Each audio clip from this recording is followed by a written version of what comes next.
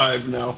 Let's go ahead and make it happen. So, let me go ahead and reverse my TikTok equipment on this. So, good evening, folks. As you may know, we are on later than normal. Just a host of obligations are really playing a fit with the typical schedule that we're normally on. But want to run a couple topics by you. Make no mistake about it. These topics are all over the news, and I want to get the opinion from the folks. Good afternoon, Enrique.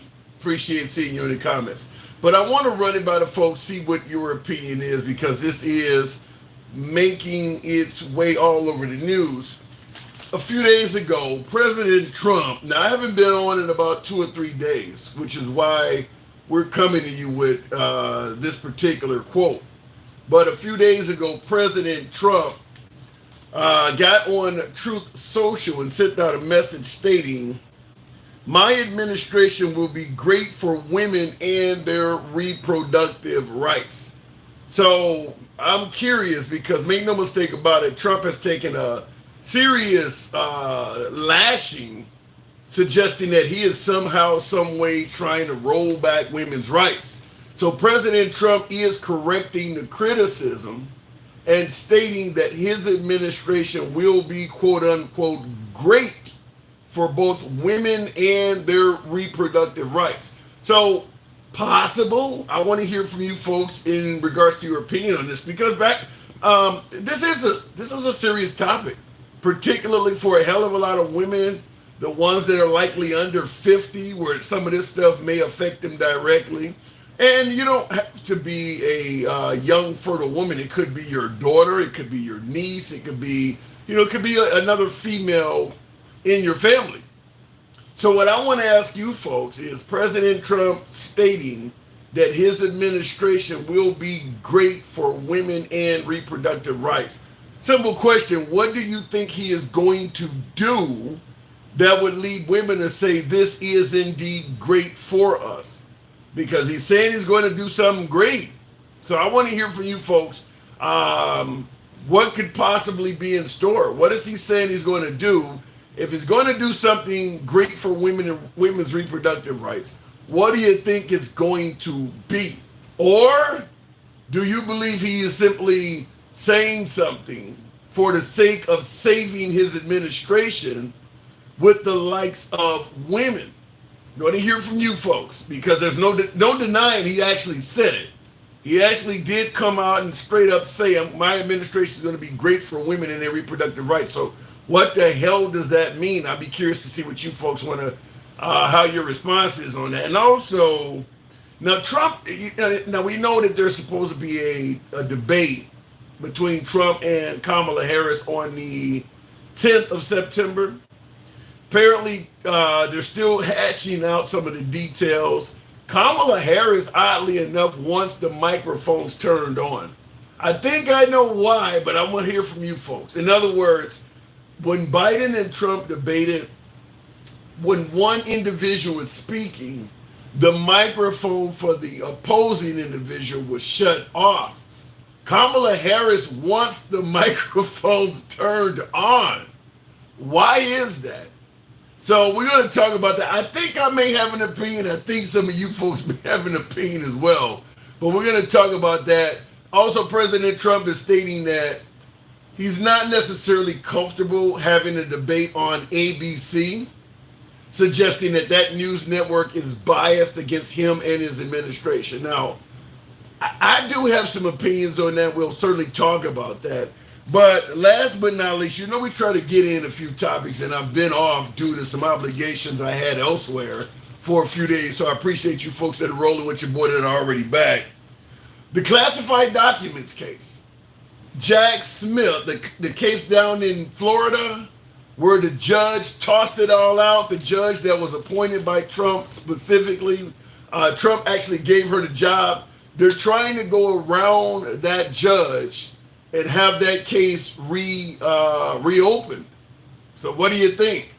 Do you think it's all bullshit and they should leave Trump alone, considering that Mike Pence and Joe Biden had documents in their possession as well? Or do you believe Jack Smith may be onto something?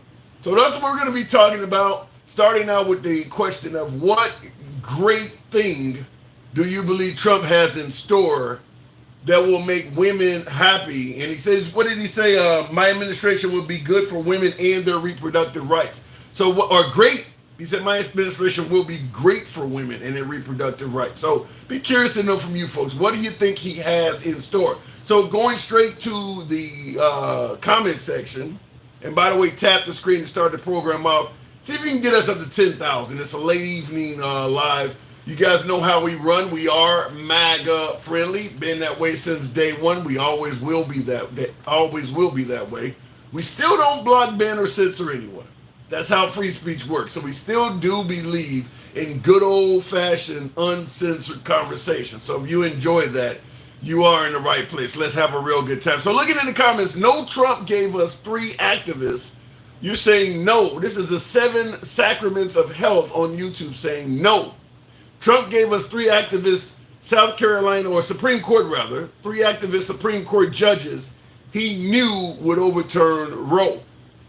Yeah, but now he is promising to be great for women and their reproductive rights. So what is he offering now? You're talking about 2016 to 2020. Maybe he has changed his tune. Continue on with the comment section. Now, reproduction is not abortion. No, but it isn't deciding whether or not you want to reproduce kind of part of that as well? Let me know. Continue on with the program. We'll start off right away with Kenny, one of the team members. Good evening, Kenny. Welcome to the program, assuming the box doesn't play games. Kenny, good evening. Well, good evening. Hey, so Trump is stating that his administration is going to be great, quote unquote, great for women and women's reproductive rights. What do you think he got in store? I don't think he has anything in store. I think he's just throwing it out there to see if he can move the poll numbers on the women. Oh, he's the reason why this whole thing with the abortion is going through. Is why it's so big right now. He's the cause of the problem. So you can't wait to try to walk everything back. You've already overturned Roe. So I think he's just throwing it out there. He's playing politics now, but he's not going to explain. He's not going to go in depth with what he wants to do. Just saying it's going to be great doesn't mean anything. So you believe that he might be just trying to save face? Yeah. No. J.D. Vance lost a lot of his women voters from the things that he said, and then so now he has to find a way to try to get them back. And the only way I can see him getting women voters back is if he says he's going to do the same thing that the Democrats are going to do. Yeah. So he has to agree with the Democrats, and I don't see him doing that. Well, I'll tell you one thing. Whether it is allowing service workers to keep their tips or even securing the border, it does seem like Kamala Harris is changing her stance to meet Trump's. So maybe Trump is doing the same thing, changing his stance on abortion to meet Kamala. Yeah, he could be. I think so. And I believe that too. Do you think women may? Do you think women may fall for it? I don't think so. No. I don't, because he's the cause of the problem. Yeah. When you're the cause of the problem, he sparked the whole thing with the abortion. Yeah. Well, he appointed the Supreme Court justices that were overturning. Yeah. Well, the supporters for Trump are going to say, listen, he didn't do anything. Women didn't lose any rights. They're just giving it back to the states. Well, giving it back to the states is what but if it was a federal thing already, then the states wouldn't have no say-so. Right. So he knew giving it back to the states is kind of like he's throwing a grenade and he's ducking from it. Like he threw the grenade and now he's hiding. He's like, I already know this is what's going to happen, so I'm going to set the timer and go run. So you believe the blame should be squarely placed on Trump then? In other words, you don't blame the states for these limitations or outright bans on abortion. You blame Trump. Yes, because this is what the states already wanted to do. Yeah. He just paved the way for them to be able to do it. Yeah. So like on YouTube, Amanda Souther is saying nobody can control you from crossing state lines for the love of it. So what about the notion that women have not lost any rights? You can just go to another state if you don't like what your state has agreed on. Just move and go somewhere else. That comes up often. You can't do that. They're trying to. I want to say it was Texas, and I'm out here in Ohio, so I know there was a thing with Ohio where they were going to charge. This teenager was, and she went to Indiana to get an abortion, and they was trying to charge the doctor for giving her an abortion because she crossed state lines. Texas is trying to do the similar thing. Wait. You're saying now, if I'm correct, hold on. If I'm correct, the Ohio case was a 10-year-old that was sexually assaulted by a family member. Am I correct? Is that what you're talking about? That case? Yeah, that case. And you're saying that they left the state of Ohio to do it elsewhere, yes, but the state of Ohio was still trying to charge the doctor that may have performed the procedure in another state? I'm not sure on which one was it, if it was Ohio or if it was, I believe it was Ohio. They were trying to charge a doctor in Indiana. They was trying to. Wow. They were trying to do something, hold them liable or something was going on. But I know since then, they have dropped all charges and they left it alone. Wow. But they were actually going to do something about that. So there was, like, Texas wants to be able to track these women that are pregnant if they go out of state. They're trying to come up with a way. They don't know how to do it yet, but they want to come up with a way to be able to track women. Like, if they go to the hospital and they get pregnant and they're pregnant and they found out they get a positive pregnancy test, they want to track these women to make sure that they don't leave the state to go get an abortion.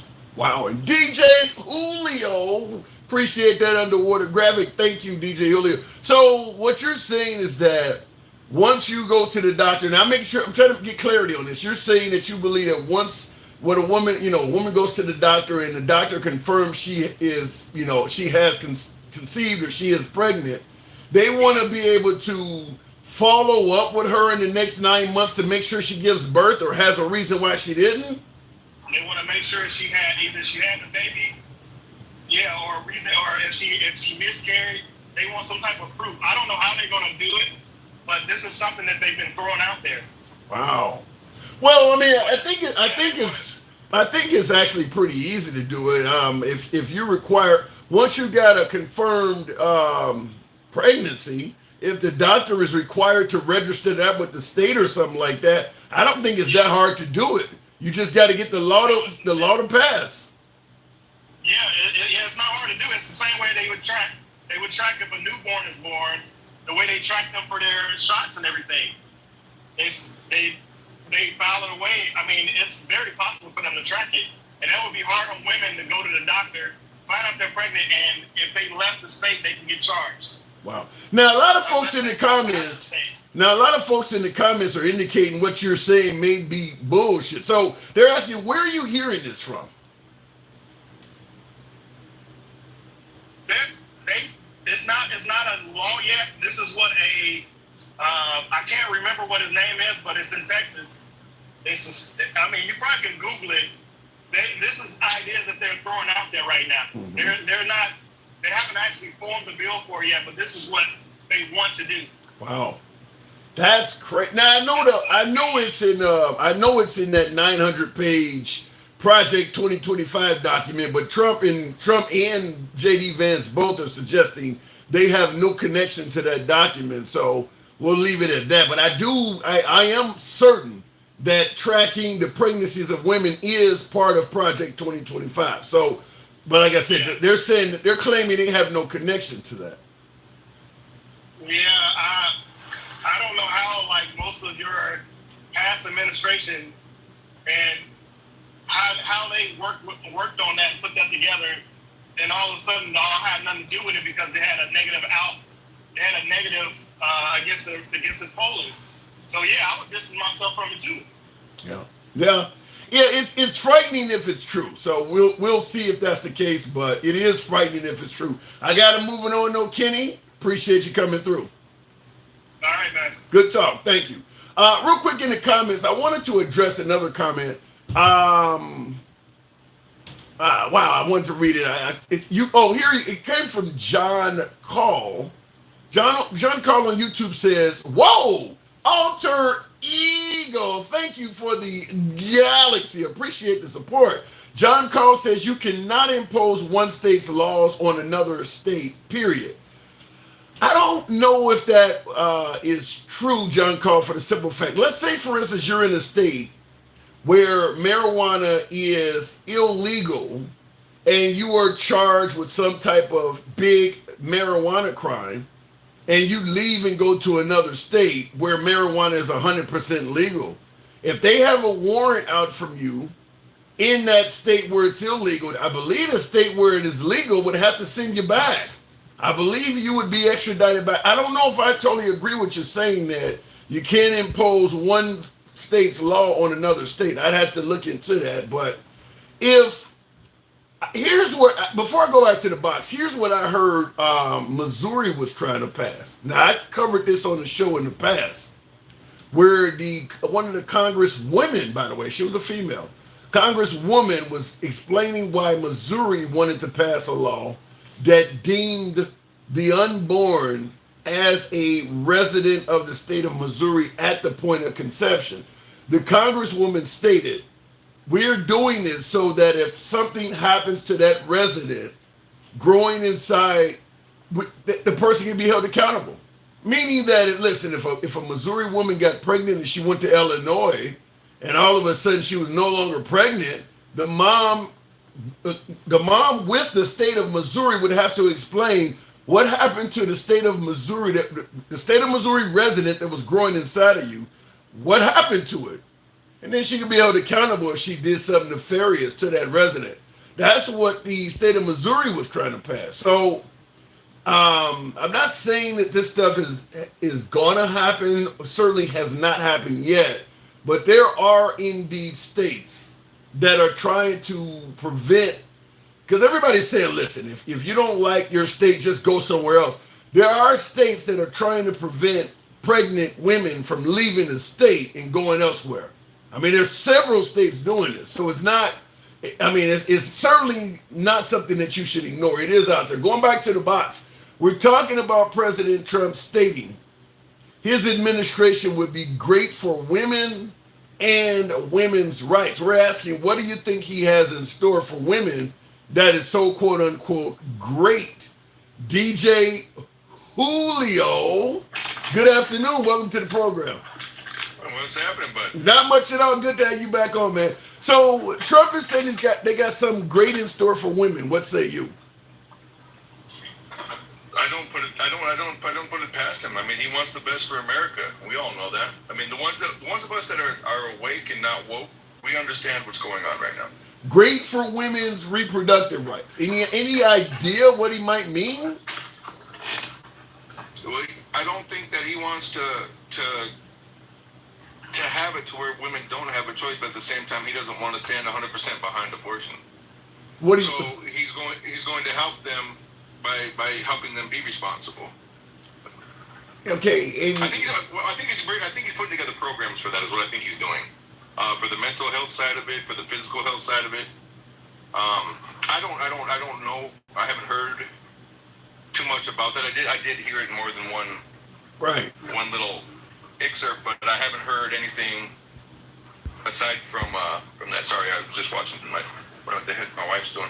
Yeah, and now Melody in the comments is saying that Trump is trying to play both sides after, giving the evangelicals what they wanted, which is rolling back Roe v. Wade, and seeing how harmful it's been to his own chances with women. Now he's trying to play the other side and look like he's doing something for women. How do you respond to that? I think that he's doing the right thing. Finally, I think a lot like I talk to you when I tell you, I come to your page to learn some things. I come to your page to tell some things that aren't being told. Okay. Whether you agree with them or not, my opinions on whatever. I mean, people that give a shit, their opinions may change here and there. Yeah. I think Trump's changing a little bit and understanding that we need to figure out a good bill and a good situation for both women, for men involved, because it's not just a one-person pregnancy. Yes, I understand women carry the child. But how do you... But DJ Hulu, how do you do if you've already came forward and said we're giving it back to the states? Anything Trump does has to be done on the federal level. Are we saying we've given it back to the states, but now he plans on taking some of their rights back from them?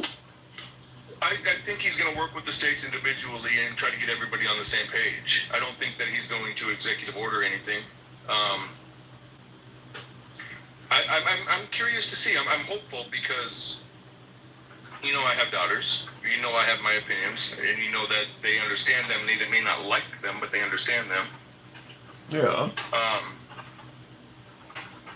So I hope he does something good. Okay, I think him saying that stuff is headed down the right line. Like he is finally starting to campaign down the right direction. Well, but if it comes with, if it's a blank statement that comes with no promises or no explanation, I don't know if it's really headed anywhere. Ed G on YouTube says being mad that the government wants to track if you murder a baby. Wow. So do you automatically see woman's right to choose as being murder?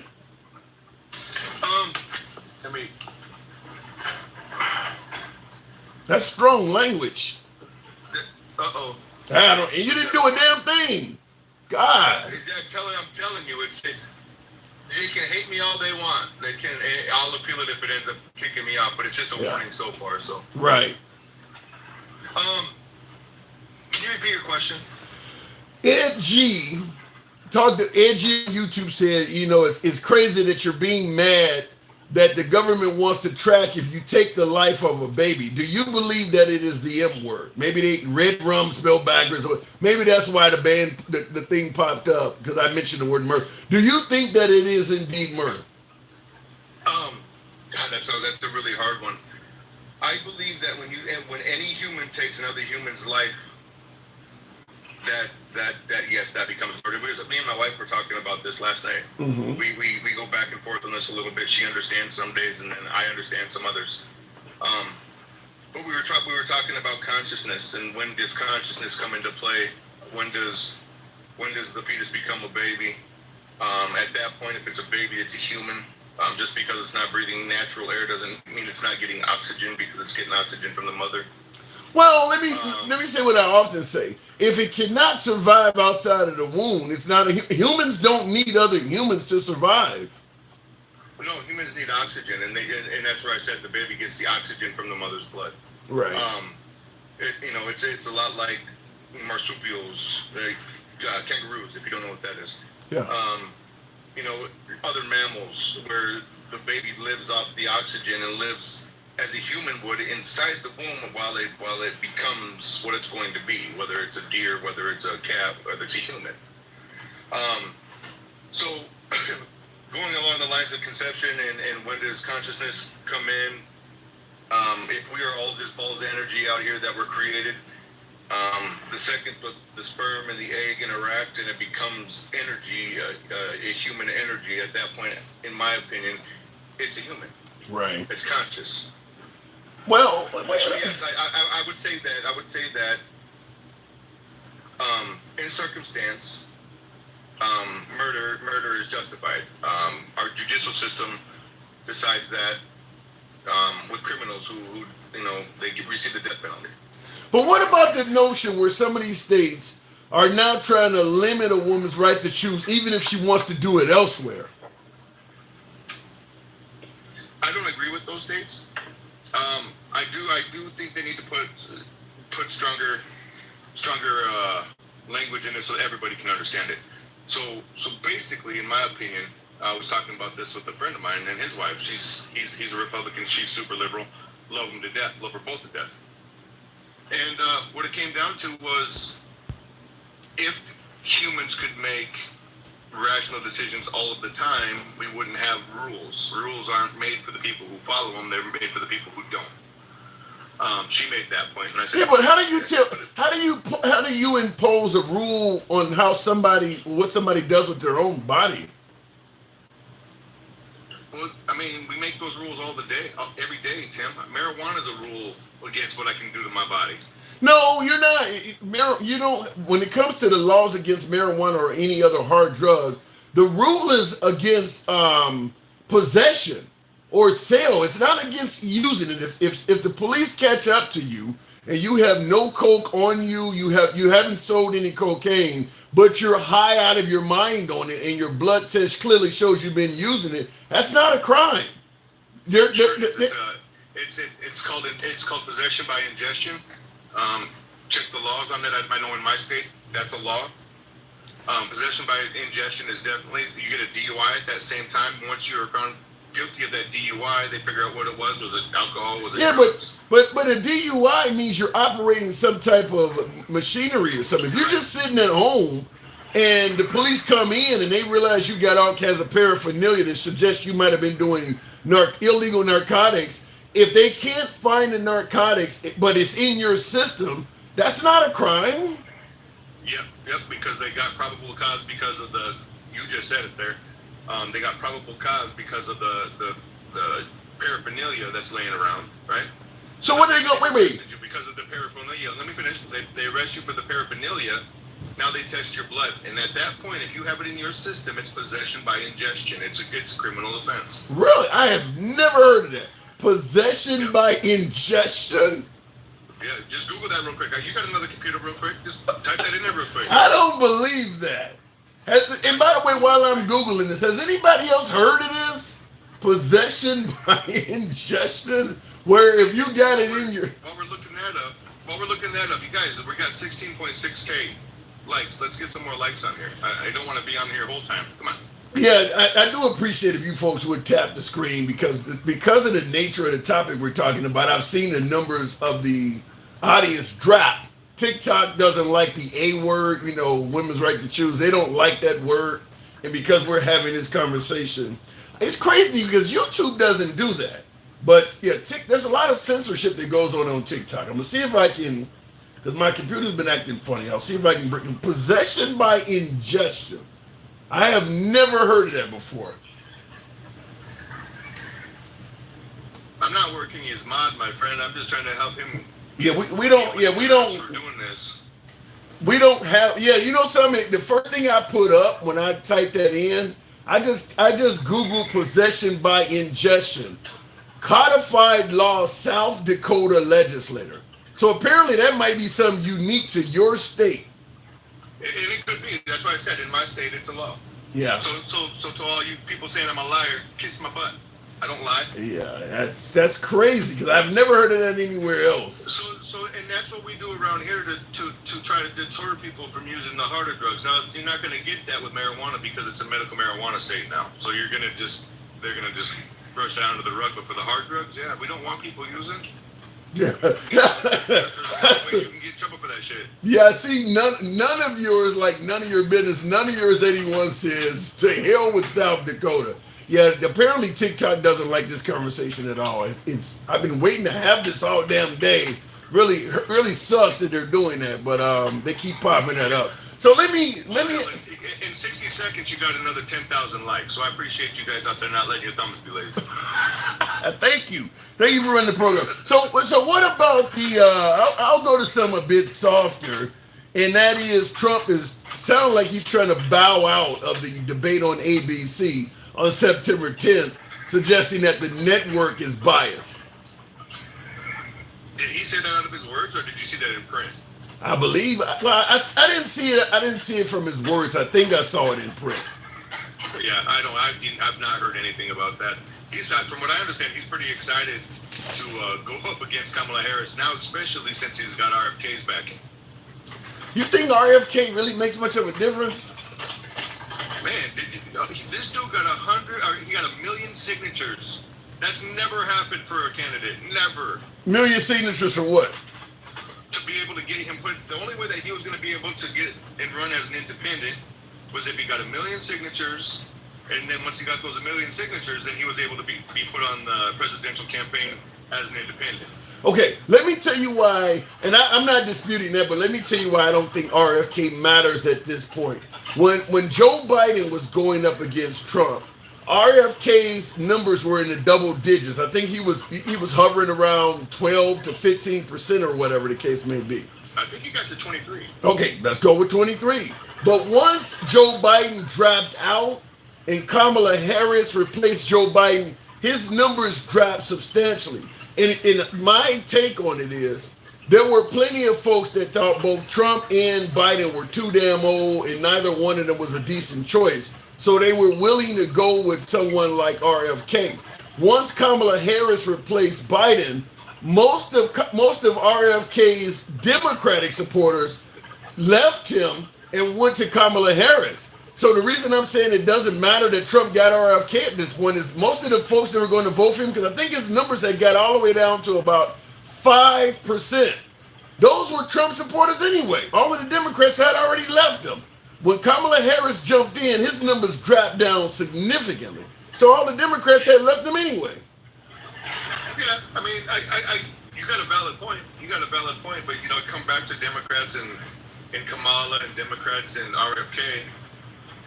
With California passing on all of their electorals or all of their delegates passing on Kamala, that's a pretty big state to lose. And if they lose, they go to the independents or they go to the person the independents are supporting. Wait. You're trying to tell me somehow, some way you believe California may not go Democrat?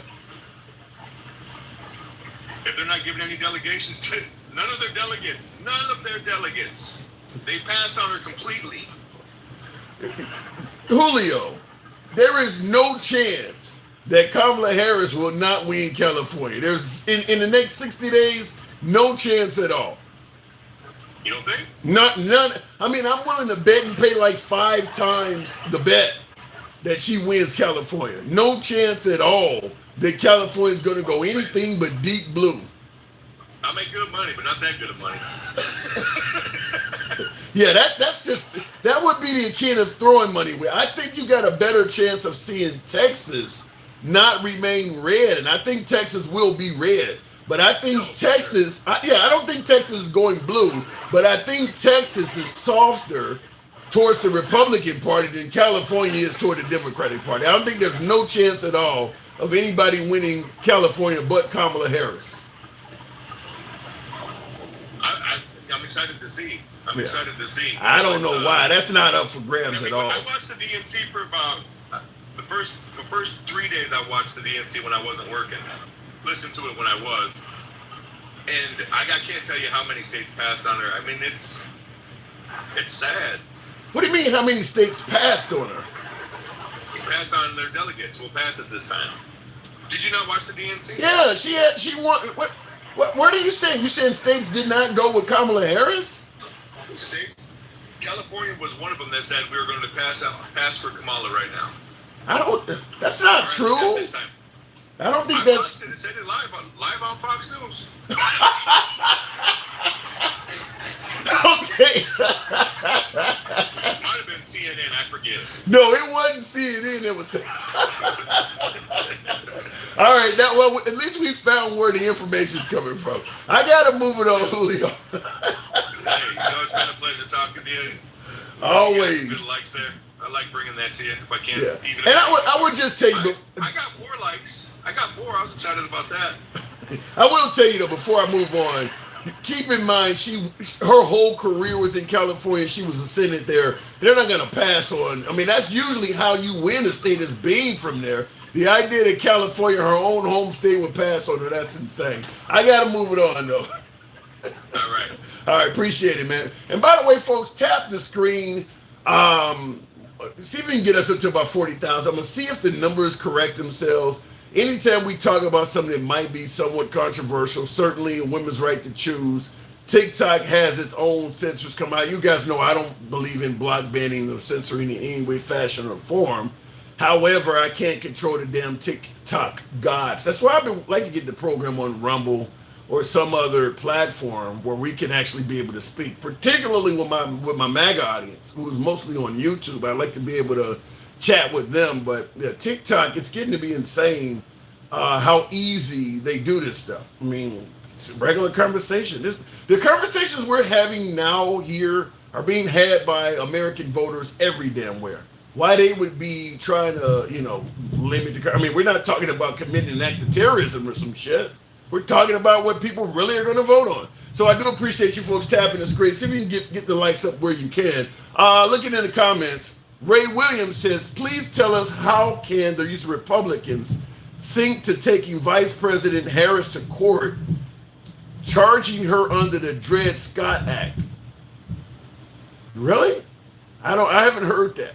The Republicans are trying to take Vice President Harris to court, charging her under the Dred Scott Act. Really? Elaborate on that. I have not heard that. Because they are Democrat, they want to silence Trump supporters. Who's trying to silence Trump supporters? Let me know. Kamala will get Cali and New York. Then, to our surprise, she will squeeze out Florida. You think? No, I don't believe it. Kamala Harris taking Florida. That game over if she does that. I don't believe that's going to happen though. All right, continuing on with the program. Thank you folks that are tapping the screen. We'll see if we can get the lights up on the program.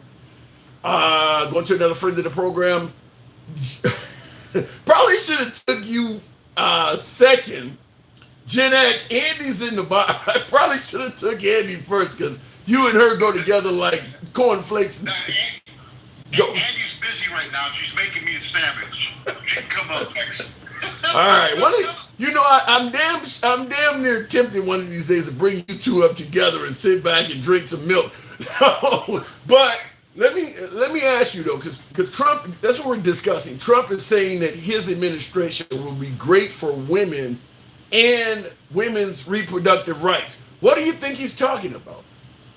Tim, I've been thinking about that since you mentioned it. I don't know. I don't. The only thing that comes to mind is that he did say that he's going to stay out of it. He's not going to pass any. How is that great? Well, because he's leaving it to the states, and I agree with that. Look, that's like up here in Montana. I don't want to live in a state and a community where they're murdering children. Well, they don't. Yeah, but I get your point about saving the life of the unborn. I understand that. But I'm trying to hear, where is it great for women and their reproductive rights? You're pretty much telling them, I don't like what you've been doing, and I'm going to place limitations on it. I want to hear where the great part comes in. Because they're not being allowed to murder a child. I think that's pretty great. That's great for the child. Where is the benefit for women in this? Even if you prevent them from doing it, the child is born, there's no assistance or any type of help to her at all. I'm trying to figure out what is great for women. I understand it's great for the child, but he said my administration will be great for women. How does the woman benefit? And you're not understanding. It's great for a woman not to murder a child. And that's why we see this from totally different ends of the spectrum, because you don't see it as unaliving a child. No. You're right about my view on it, but I understand your view totally. I understand that you believe it's great to make sure that child comes to fruition. I understand that part. But I'm saying a lot of women who don't want to do this may have illnesses, may have been assaulted, or may just have other mental reasons why they're not ready to be a parent. I'm trying to figure out, how is it great for them? Now you know where I stand on that, right? I do agree with the exceptions, incest and rape and stuff like that. I agree with that. I think that's a horrible thing, and to force somebody through that, that's wrong. That's just, every fiber in my body says that's wrong. Yeah. But as far as using it as a birth control, I'm not all right with that. Yeah, but if you're saying you agree that it's horribly wrong and force them in that case, Trump has already stated he's giving it back to the states and he's going to let the states decide. We know the states do not agree with Trump. A lot of states don't agree with Trump in terms of these provisions for rape and incest. They're going to force the women anyway. And if he's saying, I'm going to let the states do it and I'm not going to interfere, I'm trying to still find out, where is the great for women and great for reproductive rights he's promising? What is he going to do? There's only one state that doesn't have a provision for rape and incest, and that's Ohio. All the rest of them have the provision. Where the problem came in with the Ohio thing and that 10-year-old girl, that was 2 years ago when they first passed the legislation. And what happened was, if she was after the 6 weeks, Ohio has one of the strictest abortion laws. it's up to 6 weeks. You sure Ohio is the only state? Your friend Andy in the comments is saying Alabama. I got somebody saying Mississippi. Are you sure it's only Ohio? I could be wrong, but I believe both Alabama and Mississippi are 10 weeks, whereas Ohio is 6 weeks, and I could be wrong about that. I know for a fact that Iowa and I believe Florida are at 6 weeks. Is Florida 6 weeks too? I said Florida is 6 weeks. I said I think that I know Iowa is 6 weeks also. And this is now we're talking about the point where women may not even know yet. I mean, it's cut down that low that they. I mean, essentially, when you're talking 6 weeks or some of these heartbeat laws and things like that, that's essentially a complete ban. Because in most of those cases, that mean by the time she know, she's already outside the limitation. So that's a complete ban in those cases. Unless she just gets lucky and falls sick and runs to the hospital and they test her and catch it. But 6 weeks or anything under that is pretty easy for a woman not to even know, even if she's living a very healthy life, to not even know yet. Yeah, I think it's still up to that's a choice that God should make in most cases. In most cases. Hey, I want to piggyback on something that our friend DJ Julio brought up. All right. Well, before you do, so is it clear that just like Julio, you don't know what he's promising is going to be so great either? No, I don't. I don't. Okay. So in other words, so the women at this point have no reason to believe him then. Well, they have just as much reason to believe him as to not believe him. We don't. Why would you wait? Why would you believe someone? Why would you believe someone that has already put you in the predicament you're in now, promising to do something great? He's already done something that a lot of women find to be awful. Why would you believe that he's going to do something great now when he don't even explain what it is? Because you don't know what he's going to do. I mean, you can choose to believe or not believe. I mean, that's the choice of the individual. Would you believe if someone took and gave, let's say, your Second Amendment rights? Let's say they took it out of the hands of the feds, took it off the Constitution as a Second Amendment right, and left it to the states, and all of a sudden you got a bunch of liberal states banning your Second Amendment rights, and the guy who did that is running for re-election saying, I got something great in store for your gun rights. Would you believe him? Well, I think that's a little bit different because, first of all, abortion is not a right. No, I understand that, but I'm saying, would you believe that person though? No, because it's not, because it's a right. It's not a state-created liberty, which are two entirely different things. Abortion is a state-created liberty. Okay. Not a right, not a constitution. But if it was, the only difference you see between these two things is the Second Amendment is a right and terminating the child is not. But if terminating the child was a right, just like the Second Amendment is, would you believe someone promising to do great things? If it were a God-given right, defined in the Constitution, protected by the Constitution, 100% not. Okay. All right. What is your other point you want to make? I don't know if I'm following you. I don't know if I'm totally following you, but what was your other point? DJ Julio brought up the California passing on Kamala Harris, the delegates passed. Yeah. Well, it was 3 states that passed. It was California, it was Minnesota, and it was Biden's home state. And the reason they passed is because it's a tradition at the DNC for the state that's backing where the nominee is from, like in Kamala's instance, California, for them to pass on the vote until the end of it, so they can be the last ones to vote and give her the winning votes. It's just an old tradition. So it's correct, they did pass, but they voted at the end of it, and she got the delegates. Okay, all right, because I was going to say, so in other words, DJ Julio is wrong on that thing. He's right, they passed, but he didn't understand why. Okay, well, just give me a minute here, just in case some people don't understand, because I hadn't heard. My name's Governor Gavin Newsom. from the great state of Nancy Pelosi. I come from a state, like our nation, of dreamers, of doers, of entrepreneurs, of innovators, that prides itself on being on the leading and cutting edge of new ideas. California is the most diverse state in the world's most diverse democracy. And we pride ourselves on our ability to live together and advance together and prosper together across every conceivable and imaginable difference. But the thing we pride ourselves most on is that we believe the future happens in California first.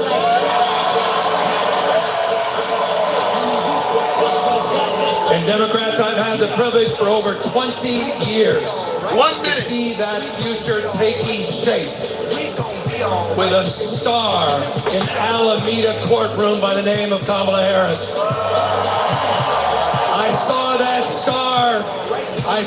star fighting for criminal justice, racial justice, economic justice, social justice. I saw that star get even brighter as Attorney General of California, as a United States Senator, and as Vice President of the United States of America.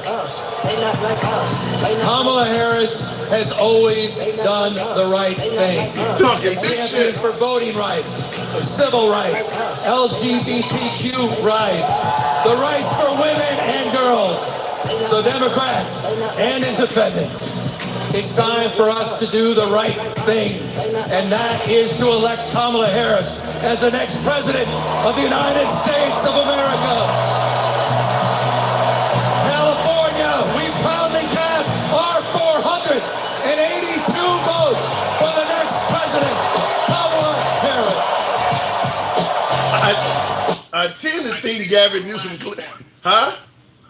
I believe they were the last ones to pass the vote. All right, well, I wanted to make sure if DJ Julio was watching that, there's a little bit of Gavin Newsom up your ass. So at the end of the day, I think we're clear. California cast their votes. Yeah!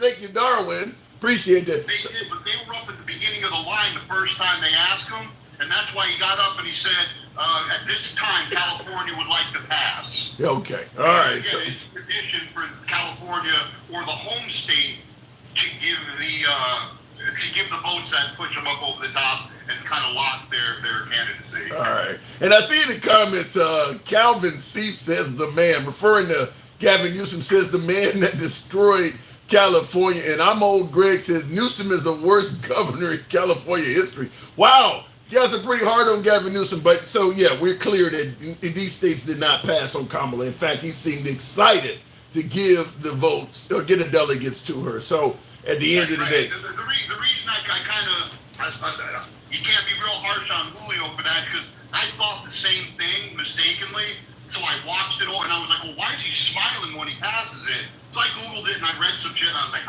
okay, now it makes sense. No, you can't. Let's say you can't be mad at Julio like you said, but keep in mind, he said he got it from Fox News. So clearly Fox News left some viewers, including DJ Julio, believing that California chose to skip on Kamala Harris, which is flat out false. I mean, if you watch Fox News and that led you to say what DJ Julio stated, that just shows you how bad Fox News is. Hey, Tim, hold on. I got to break up a fight real quick. Okay. All right. Keisha and Andy were in the kitchen fighting on who's going to make me a sandwich first. I had to take that shit up.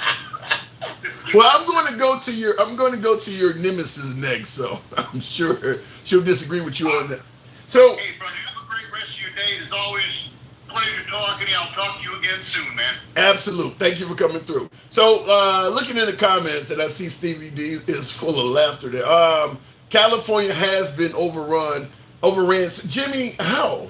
How has it been overran? I'd be curious. When he said Fox, that explained everything. Says, oh girl, yeah, it made me laugh. He said, I heard it on Fox. I busted. Listen, most of us, a lot of folks who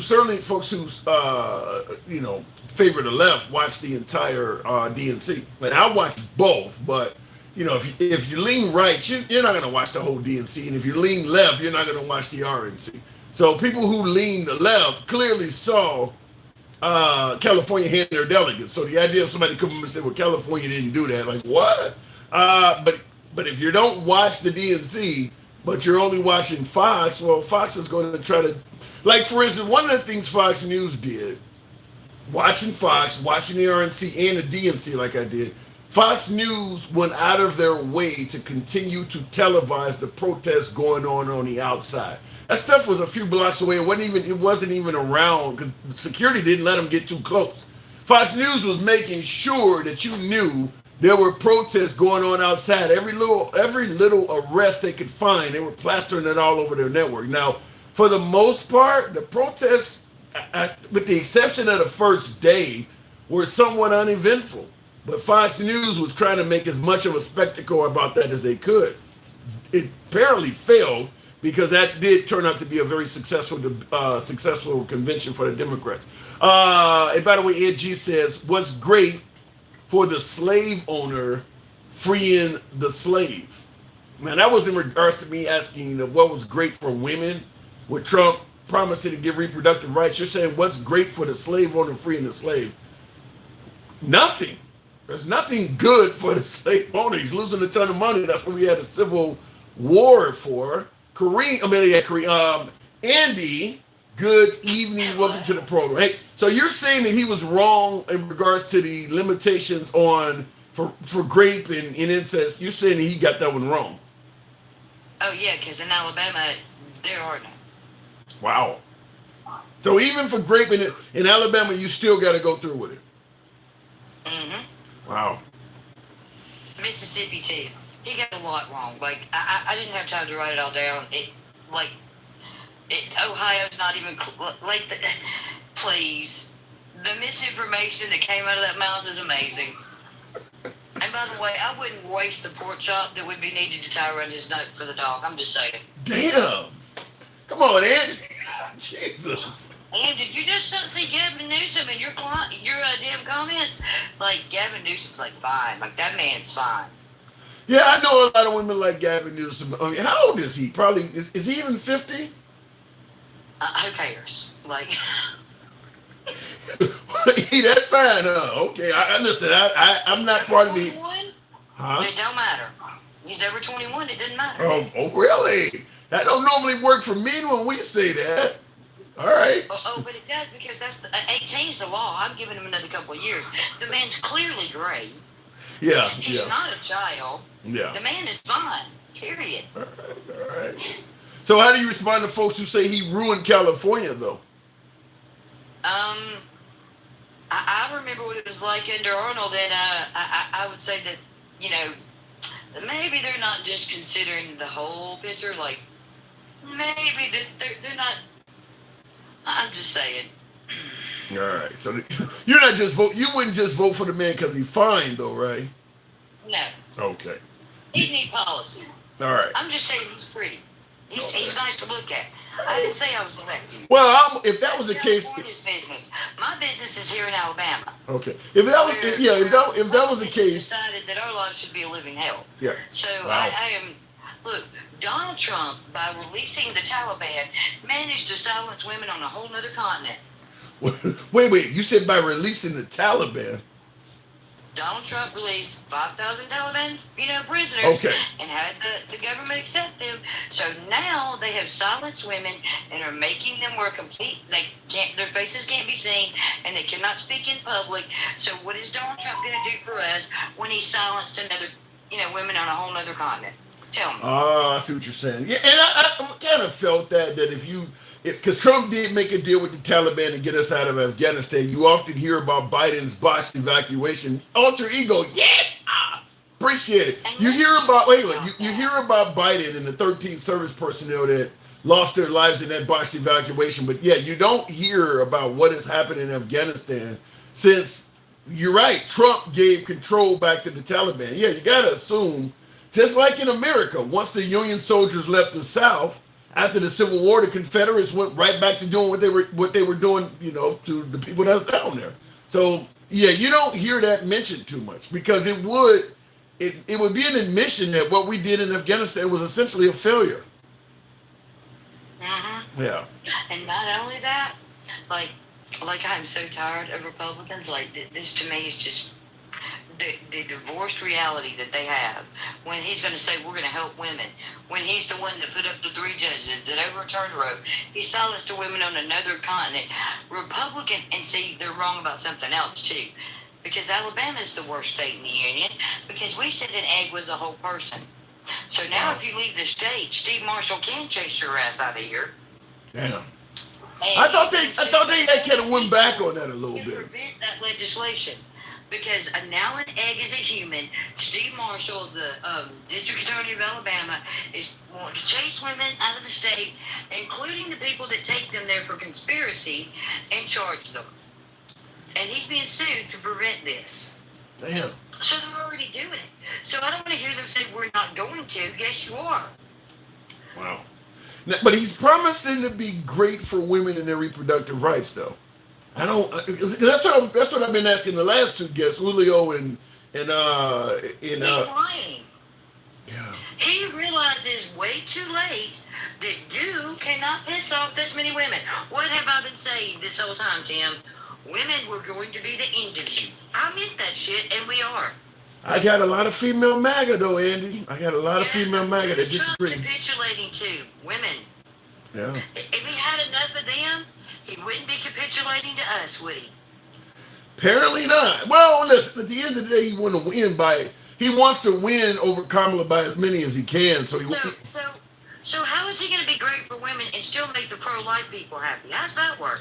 And they're getting pissed off about that. That's a good question, because Nick Fuentes, the guy who came to his house with Kanye West, some of them folks are starting to speak out and suggest that Trump is being two-faced about it. Some of them are not happy that he's talking about being great for women's reproductive rights. So you're right.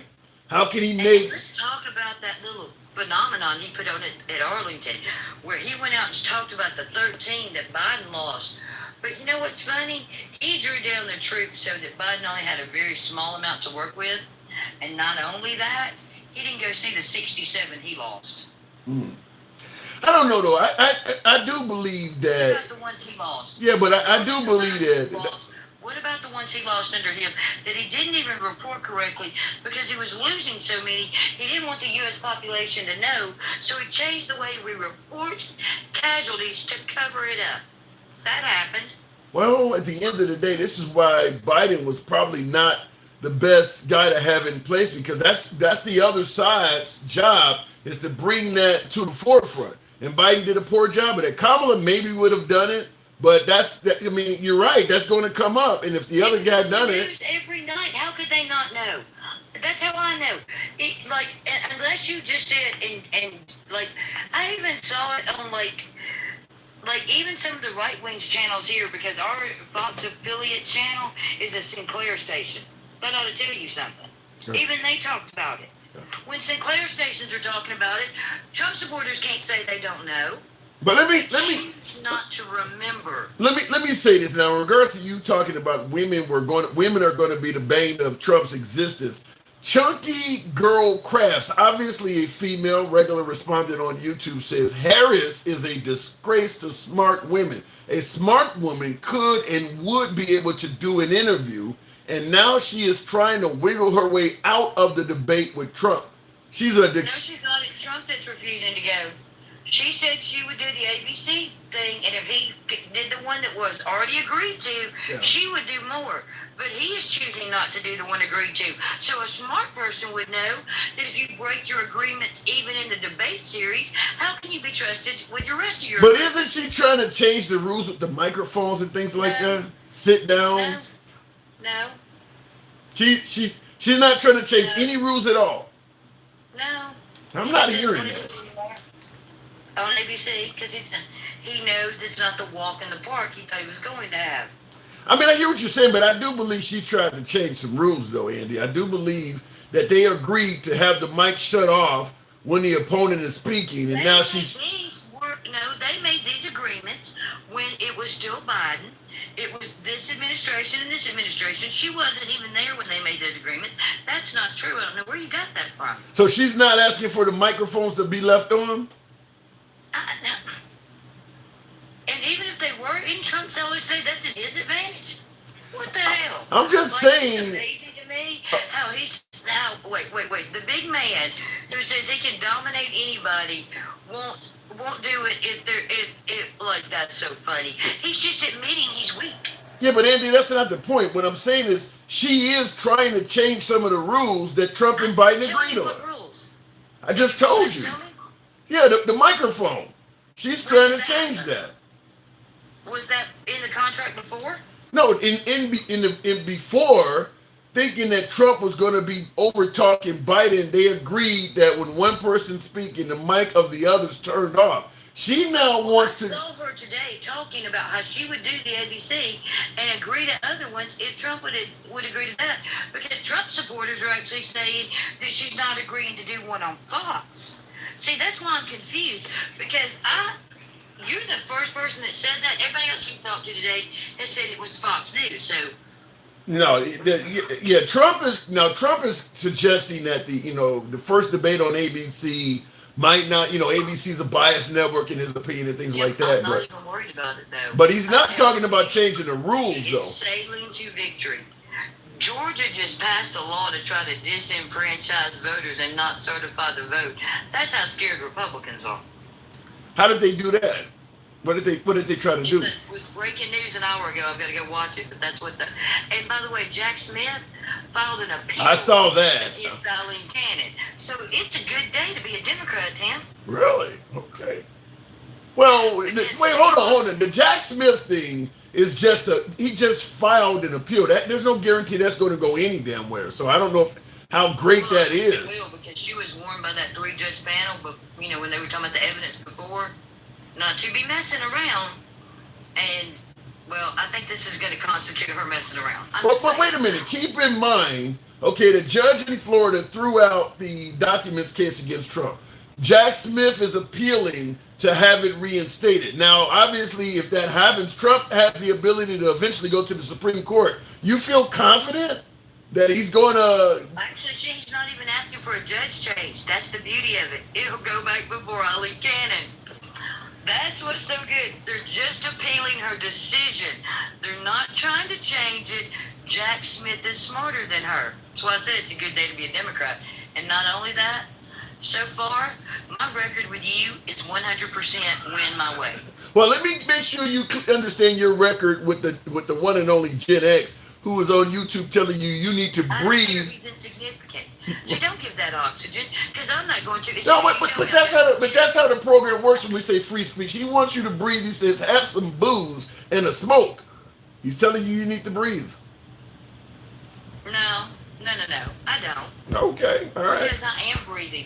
I talk as fast as I think, so I won't forget it. And I'm sorry if he can't keep up. Maybe he should follow the bouncing ball. I don't know. Okay. I'm just happy because, like I said, Trump's not going to convince women that he's for them when the Taliban just silenced their women.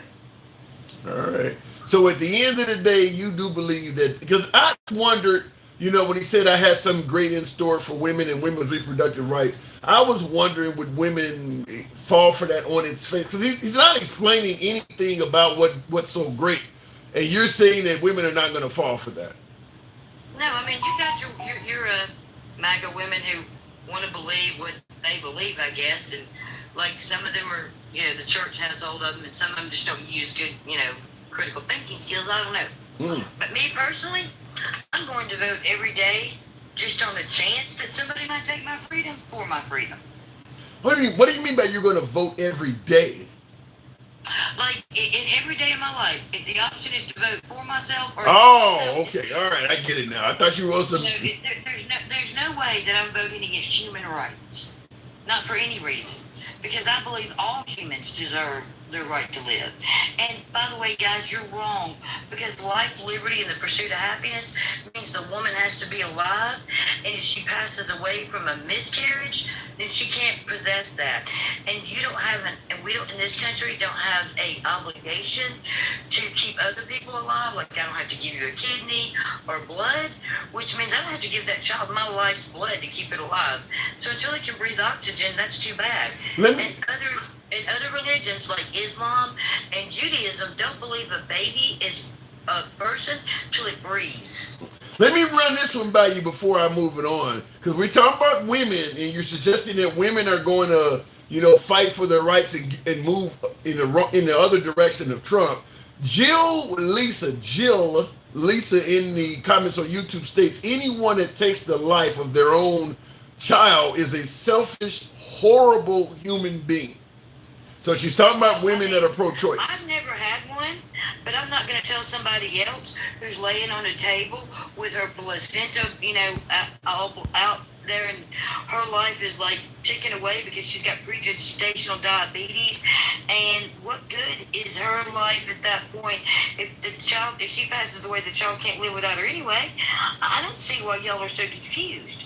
Like, you would think you as a woman would know that, having a miscarriage and that 15 to 20% of all pregnancies end in miscarriage is dangerous. Is it that high? 15 to 20? Is that high? Wow. Damn. All right, Andy, you educated me. I certainly didn't know. Mortality in America, they apparently think we're disposable. Peace out, Tim. Always a pleasure. Moving on with the program. By the way, on my YouTube side, there's a lot of MAGA women. That's what I always say. The notion that the women are just going to go and support Kamala Harris, I'm not so confident on that. I get a lot of MAGA women. For instance, in the comments right now, Heidi Jones, undoubtedly a female, says she is absolutely 100% delusional. She doesn't even have real policies. You will be very, very sorry if she wins this election. That is Heidi referring to Kamala Harris. There's a lot of women that are not on board. They got this whole social media thing where everybody's putting up these memes that says I'm with her over Kamala Harris picture. I've seen a lot of women put on there I'm not with her. So mirror Heidi, says Melody. All right, because you have a primarily, that's not true, Andy. You said because I have a primarily MAGA audience, they are minuscule in the population. I don't think my audience is primarily MAGA though. I don't know if I agree with that, Andy. Maybe I'm wrong. All right, we'll continue on with the program, though. I'm willing to take the risk, says Designs My Life. By the way, tap the screen. TikTok is certainly not enjoying the topic, so we're going to keep, hopefully you guys can tap the screen, get the likes up to about 70,000. Helps out the FYP. You know how the program works. Brings in more MAGA. We are MAGA friendly from day one. Liberals are welcome on the program as well. We don't block, ban, or censor anyone for their commentary. By the way, if you do enjoy uncivilized, I always had this Biden moment. If you do enjoy uncensored commentary, for as far as I can deliver it, you're in the right place. We don't block, ban, or censor anyone. We go left of Bernie Sanders, so I'm having dinner with QAnon. We do believe in free speech here. That's how it works. If you enjoy that type of dialogue, feel free to follow the program on TikTok, a subscription on YouTube, if you will. How normal is the A word? I'm going to try to not say it so much because I think that's where the ban is, but a woman's right to choose. How normal is that outside the United States? I believe it's very normal. None of your business, I think that the name is. In other words, what are the normalities in regards to a woman having a right to choose outside of the United States? I believe most of Western Europe allows it. Any of the first world countries, I believe it's legal. I don't think it's illegal to exercise your right to choose as a woman in any of the first world countries.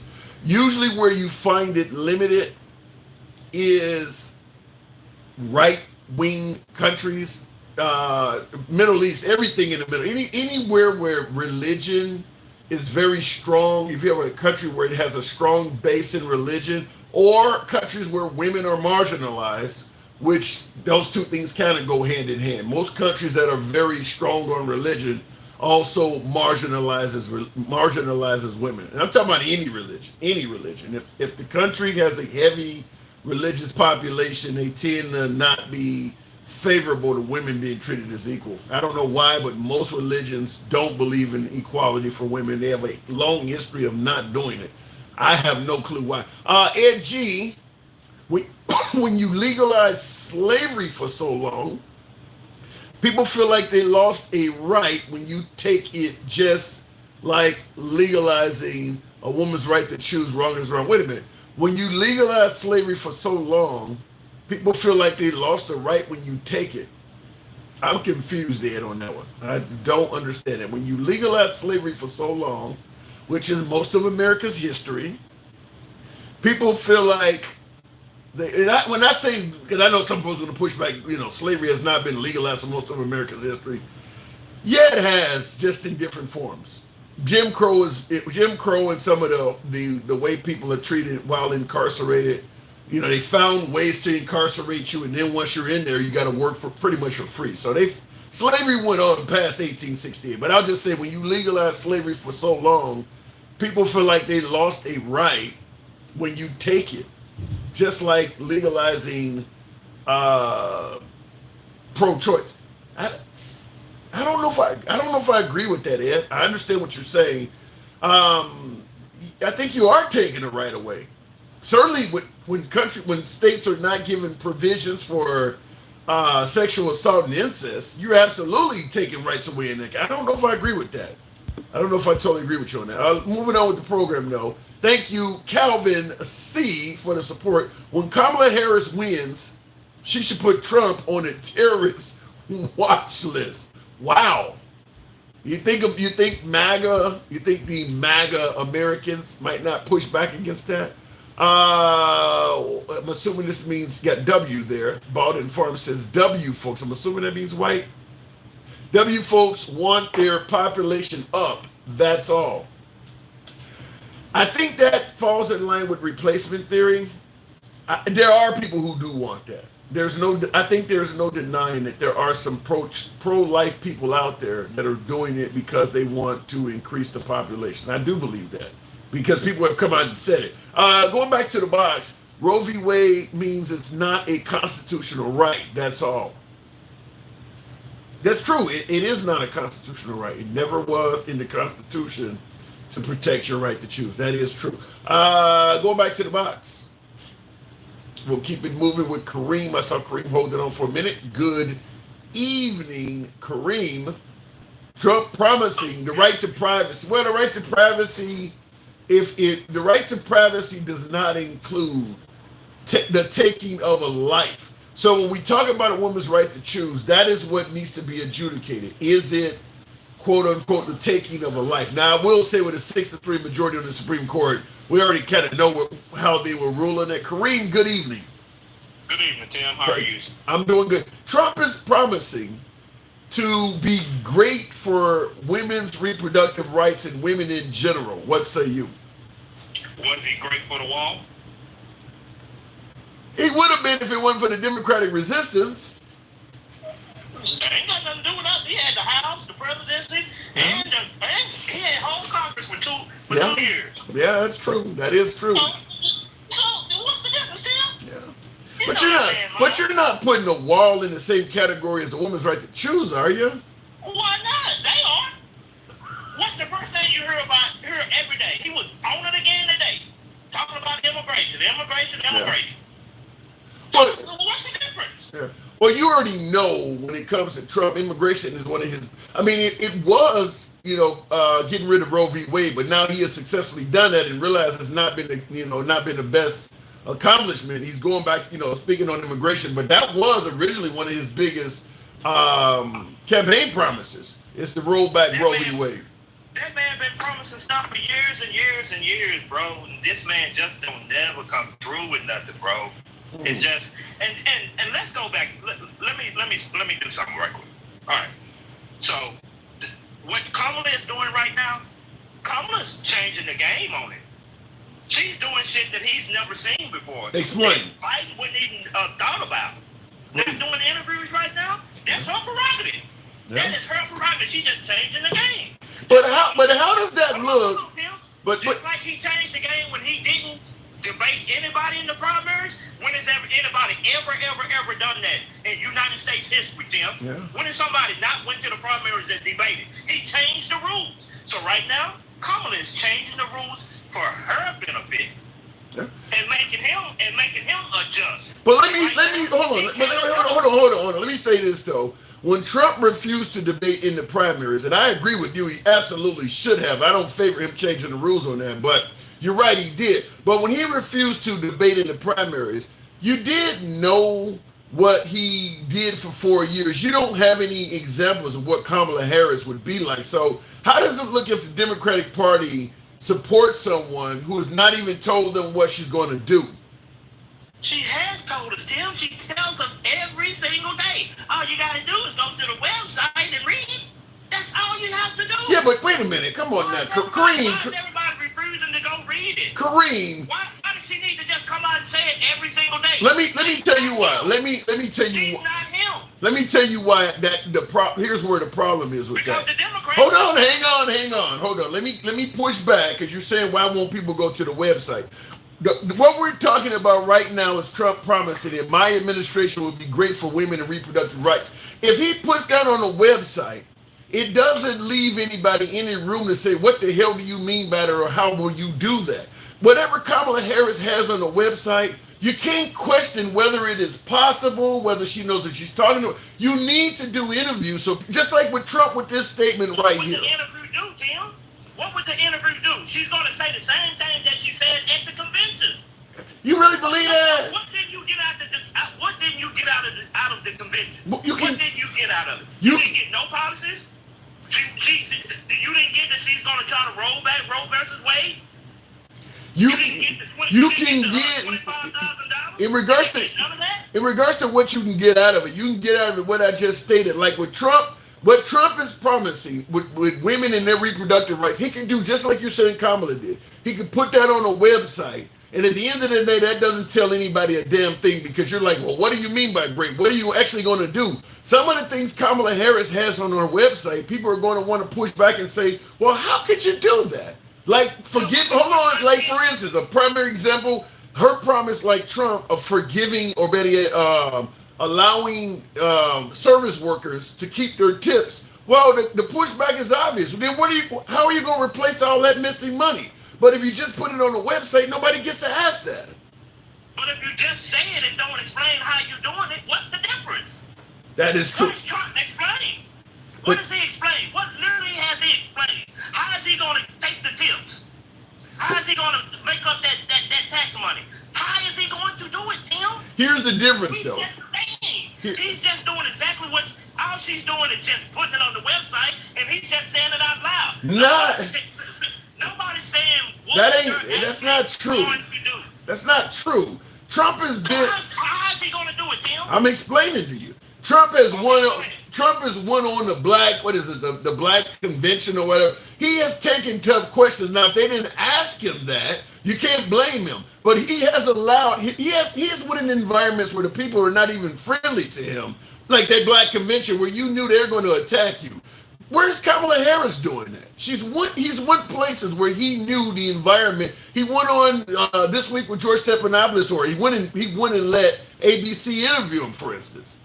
I don't see Kamala Harris going to Fox News. I mean, he has done this. Tim, tell me how Trump is going to do anything on his policy. How is he going to help women? Tell me, Tim, how he going to help women? Well, that one he just released today, so he hasn't explained that one. Or this week. Has he explained, Tim? Has he explained how he gonna fix the taxes? Well, Has he explained how he's gonna make the economy boom? Drill, baby, drill is not a policy, Tim. True. I agree with that. Trump has not put out one policy, Tim, and you know this. You let them Democrats come on. I mean, them MAGA demons come over here every single day and spread that bullshit, Tim. That man ain't put out. He went on there with them black folks, Tim, and did not say. He just told them folks straight up, look here, I'm gonna still give that man. I'm gonna still give him immunity. I gotta see what it looked like, Tim. Yeah. What you mean you gotta know what it looked like? The man went in there and shot the woman. What you mean? Did you say MAGA demons? You know that come from Zeus. Shout out Zeus. Shout out Zeus. Straight up. I like Zeus. I've been on this program. You Zeus and Jones X. I'm with y'all every single day. I appreciate it. I appreciate the support. I'm with y'all boys every single day. Cause we gonna get that demon out of here. Between y'all three, we gonna get that demon out of here, bro. So we gonna get that demon out of here. DJ Julio. Tim, boy, if I would ever come across your path, boy, I slap the shit out your. Whoa, no, you can't do that. Hold on, hang on, don't do that, don't do that. No, you don't do that, don't do that. The way they talk about women, bro. Hold on, wait a minute, wait. That's a bad look on me and you, bro. Kareem. That's really a bad look on me and you as being men. Kareem, you can disagree with somebody politically. Don't threaten violence, man. I don't want the show to get fucked up. Just don't do that. Don't do that. Hey, they came out with the fuck around and find out, didn't they? Okay, all right, but don't do that. Don't do that. All right, sir, let me... Okay, hold on. I'm just going to tell you. Do not threaten. Hold on, hang on. Hold on. I'm just telling you. Don't threaten violence on the program, even if you feel that way. I understand that. But getting back to the topic, Tim, Trump has not said, drill, baby, drill is not going to get it, bro. Tell us how are you going to get the taxes? How are you going to stimulate the economy? He ain't done that in 4 years, Tim. Yeah. He been on the same bull corn for 4 years. And ain't talk, all he can say is drill, baby, drill. Let me ask you something. This is slightly off the topic, but we'll address what you're saying. Joe Moore on YouTube, because, I mean, obviously Joe is a man. You and I are both men. Joe Moore says, what kind of man elects a woman to be his leader? How do you respond to that? I respond to it by we all human beings. We all was born equal. Yeah. That's the issue, bro. They don't think that women are equal to us. They these Bible stompers look at that paragraph in the Bible and say women are not supposed to lead or men are supposed to be the head of the household. Bro, this is 2024. Them women have their own mind, they own money, they own everything, bro. Yeah. Who are us to tell them to get ye behind me? Yeah. Fuck you. Shit. Homie. Shit, my wife's equal to me, bro. Shit. That white girl sucked the hell out this dick, boy. What you mean? Y'all gonna take that now?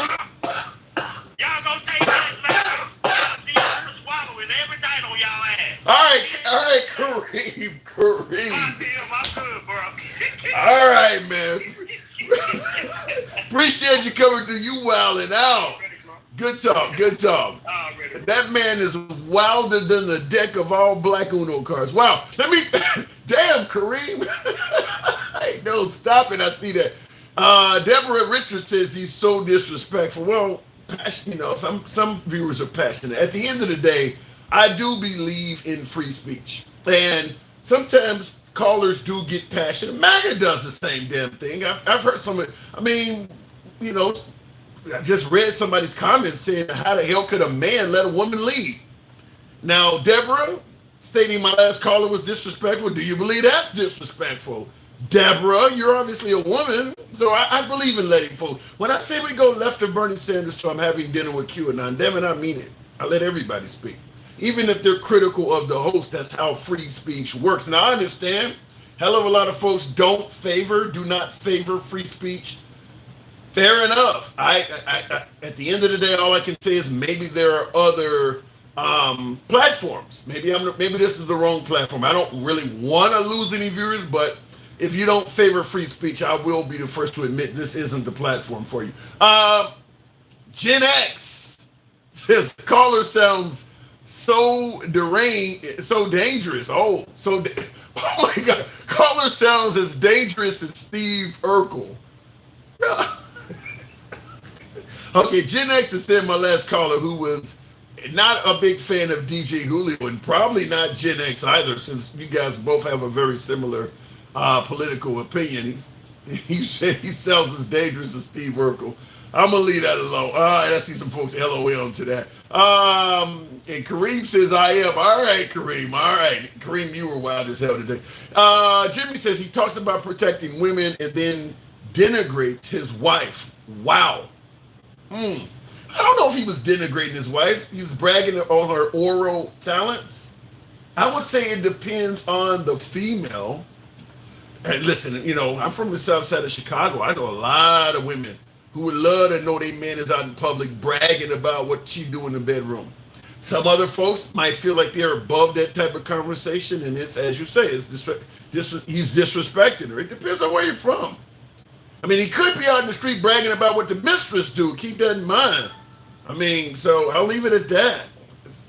Some people, some women are glad to be getting those compliments when they're not around. So it really depends on the woman. I'll just leave it at that. And I can brag about my wife like that, says Bill K. Yeah, so it depends.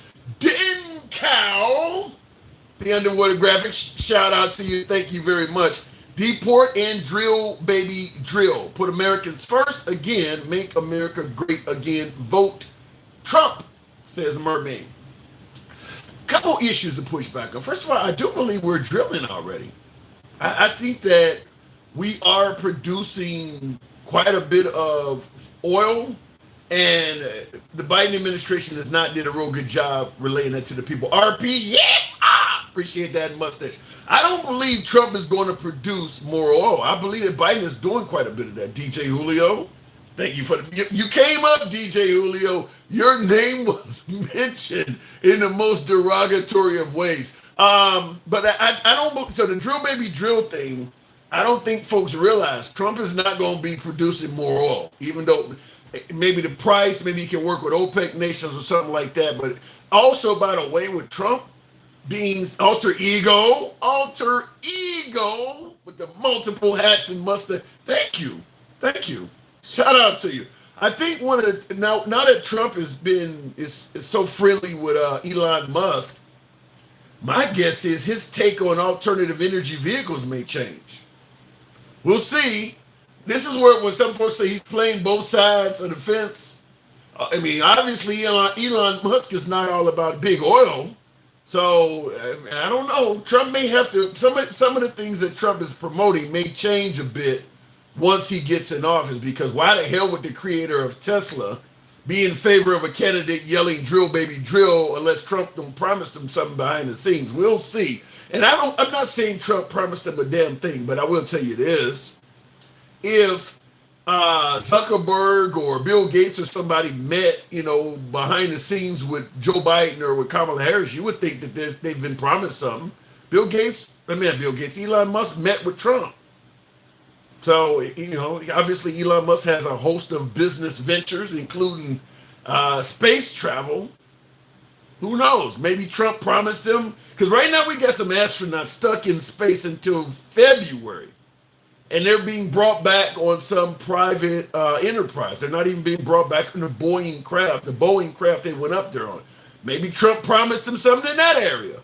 You got spacecraft, we'll give you can you imagine the size of that contract?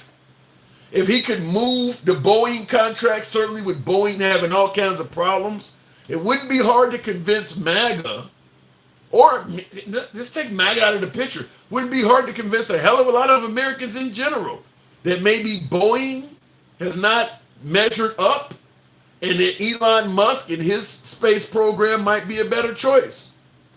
That's a ton of money that Elon Musk might make. That's a ton of money that he would get. There's got to be some reason why those two are working together. Damn sure you would feel that way if Biden or Harris were working with Zuckerberg or Bill Gates like that. It's a ton of money that Elon Musk could get if we switch the space program to his equipment.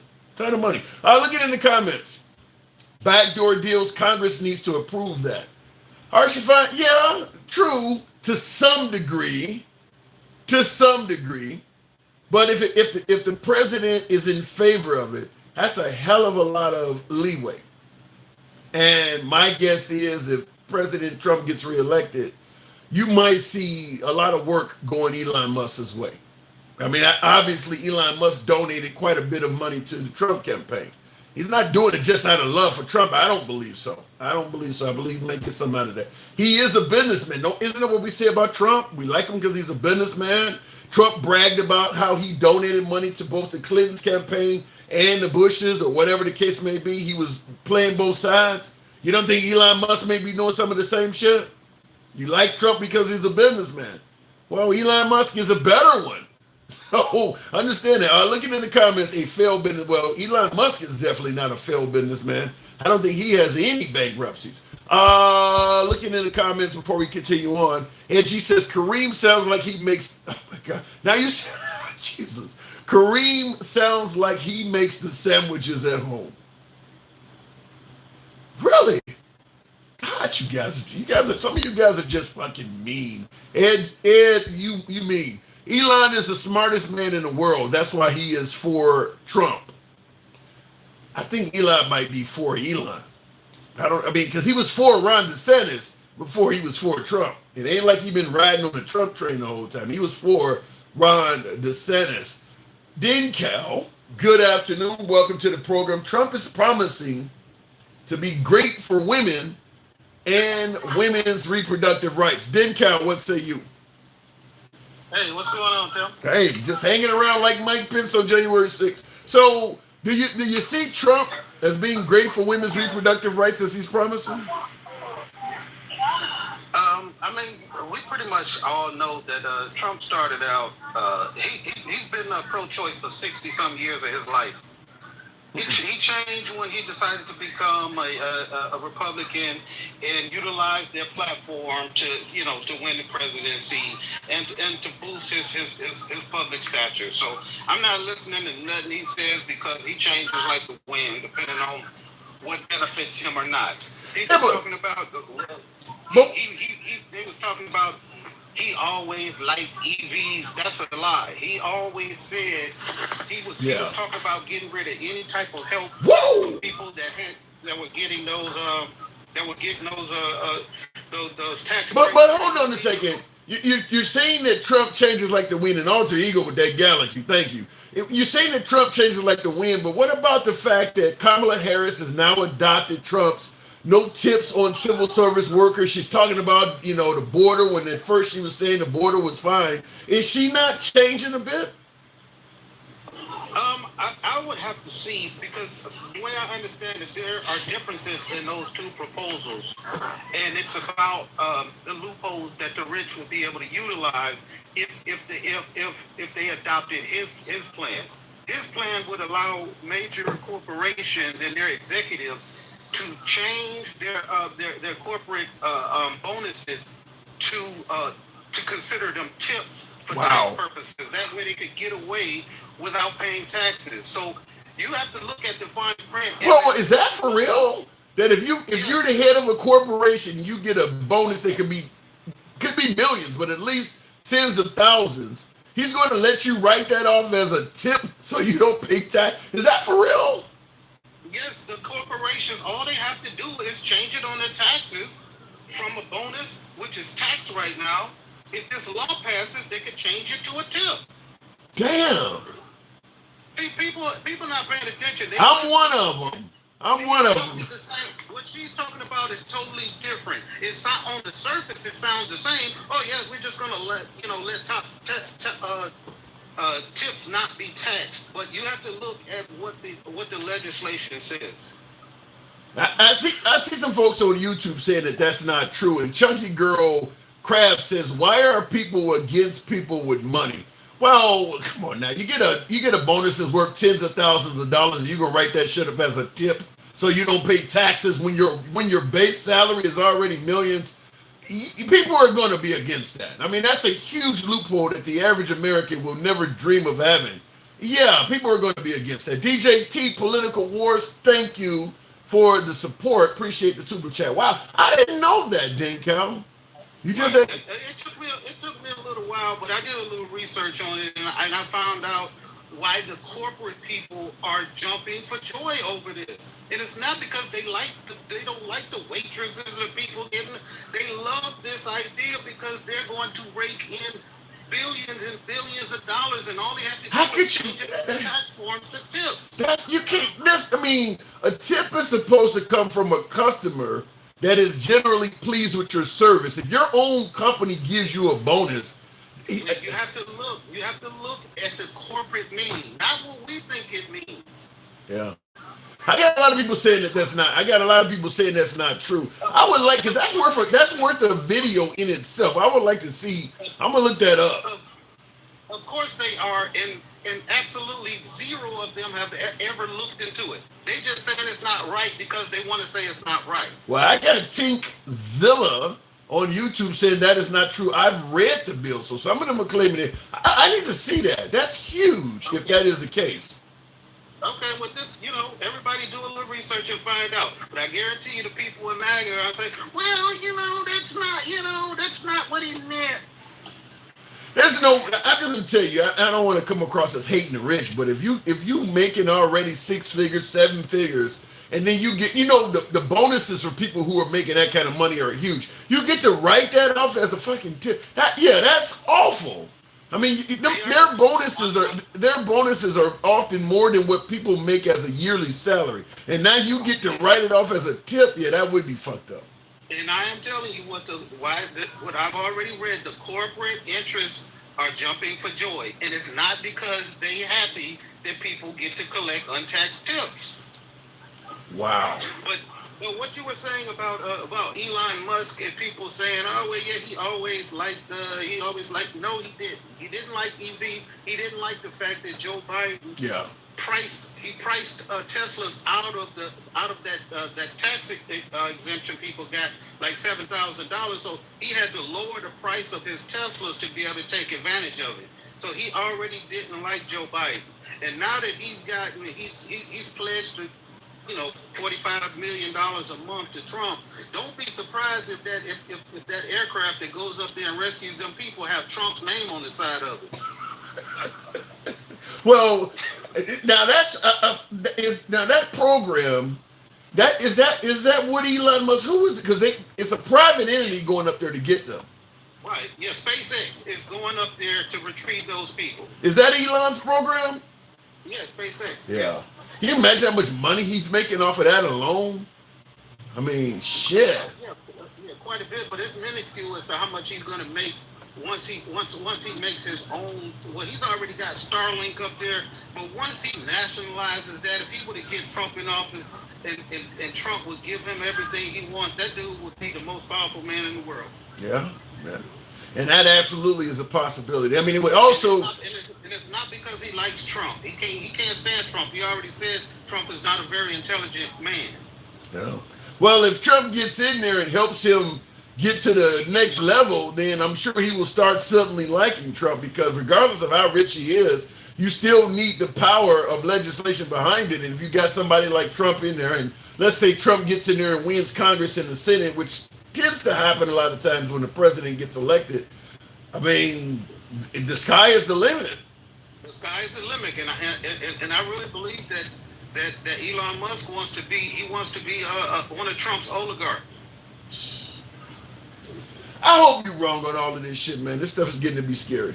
Man, you know Elon Musk is too smart to be playing around. Every move he makes is calculated. He's not doing this because he believes in Trump or none of that stuff. He believes Trump is a useful idiot, just like Putin does. Right. I just hope you're wrong, because I mean, like I said, some of this stuff. I would love to be wrong too, but look, there's too many signs out there. There's too much information out there. We already know people's position. People are wavering and waffling on issues like Trump has since he came down the elevator.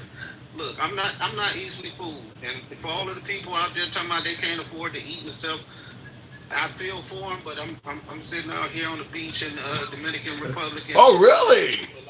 With a whole bunch of Americans out here spending up all kinds of money, and ain't nobody said nothing about food.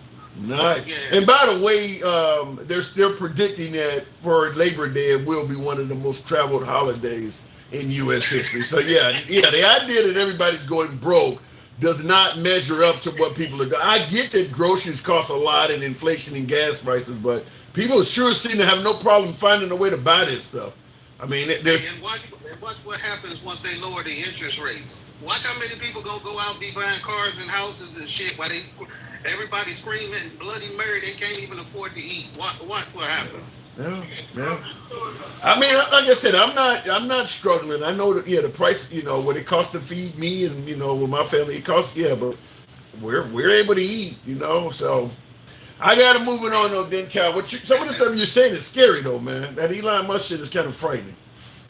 Hey, all of this stuff should be scary. We just seen Trump offer the oil industry, all of the contracts they can handle and all of the money they can handle if they donate $1 billion to his campaign. So we've already seen him go get bought out by corporate interests, while his son is running around making deals all over the Middle East and Saudi Arabia and UAE, making resorts all around the place. So you can, it almost sounds like you almost sound like you're saying that Trump is selling out this country for personal profit. I didn't say it, you did. All right, Tim. All right. Enjoy your vacation, man. All right. Good talk. All right. Dominican Republic. I've never been there. I would love to go see the DR. He has been for the longest, says King Finn, selling out the country for personal profit. Wow. Shit. All right. Looking in the comments here before we continue moving the program on. Biden sold out this country a long time ago. I'm assuming sold it out to who? Would that be the Ukrainians? I don't. Sold it out to who? I'd like to know who you suggested that. They literally sued border states trying to close the border. Stopping fentanyl is not in the Democrats' interest when their goal is replacement. Well, and you're right. They did go after some of the right-wing states on what they were doing with the border. I mean, I may be wrong in this, Ali, on YouTube, but I think some of the stuff they were doing in those states, those border states, was unconstitutional. Some of this, I mean, there are some folks who want to protect the U.S. border from letting a bunch of folks in. We don't know who the hell they are, which in my opinion is a legitimate concern. But then there's other folks who are doing it based on hatred and, damn near up to it, including some draconian level shit. Sheriff Joe Arpaio was a good example of somebody that was going too far with it, stopping and frisking anybody that was brown in his jurisdiction and demanding they have paperwork to prove that they legally can be in the country. So he's stopping American citizens and shit like that. Some of those border states was going too far with it.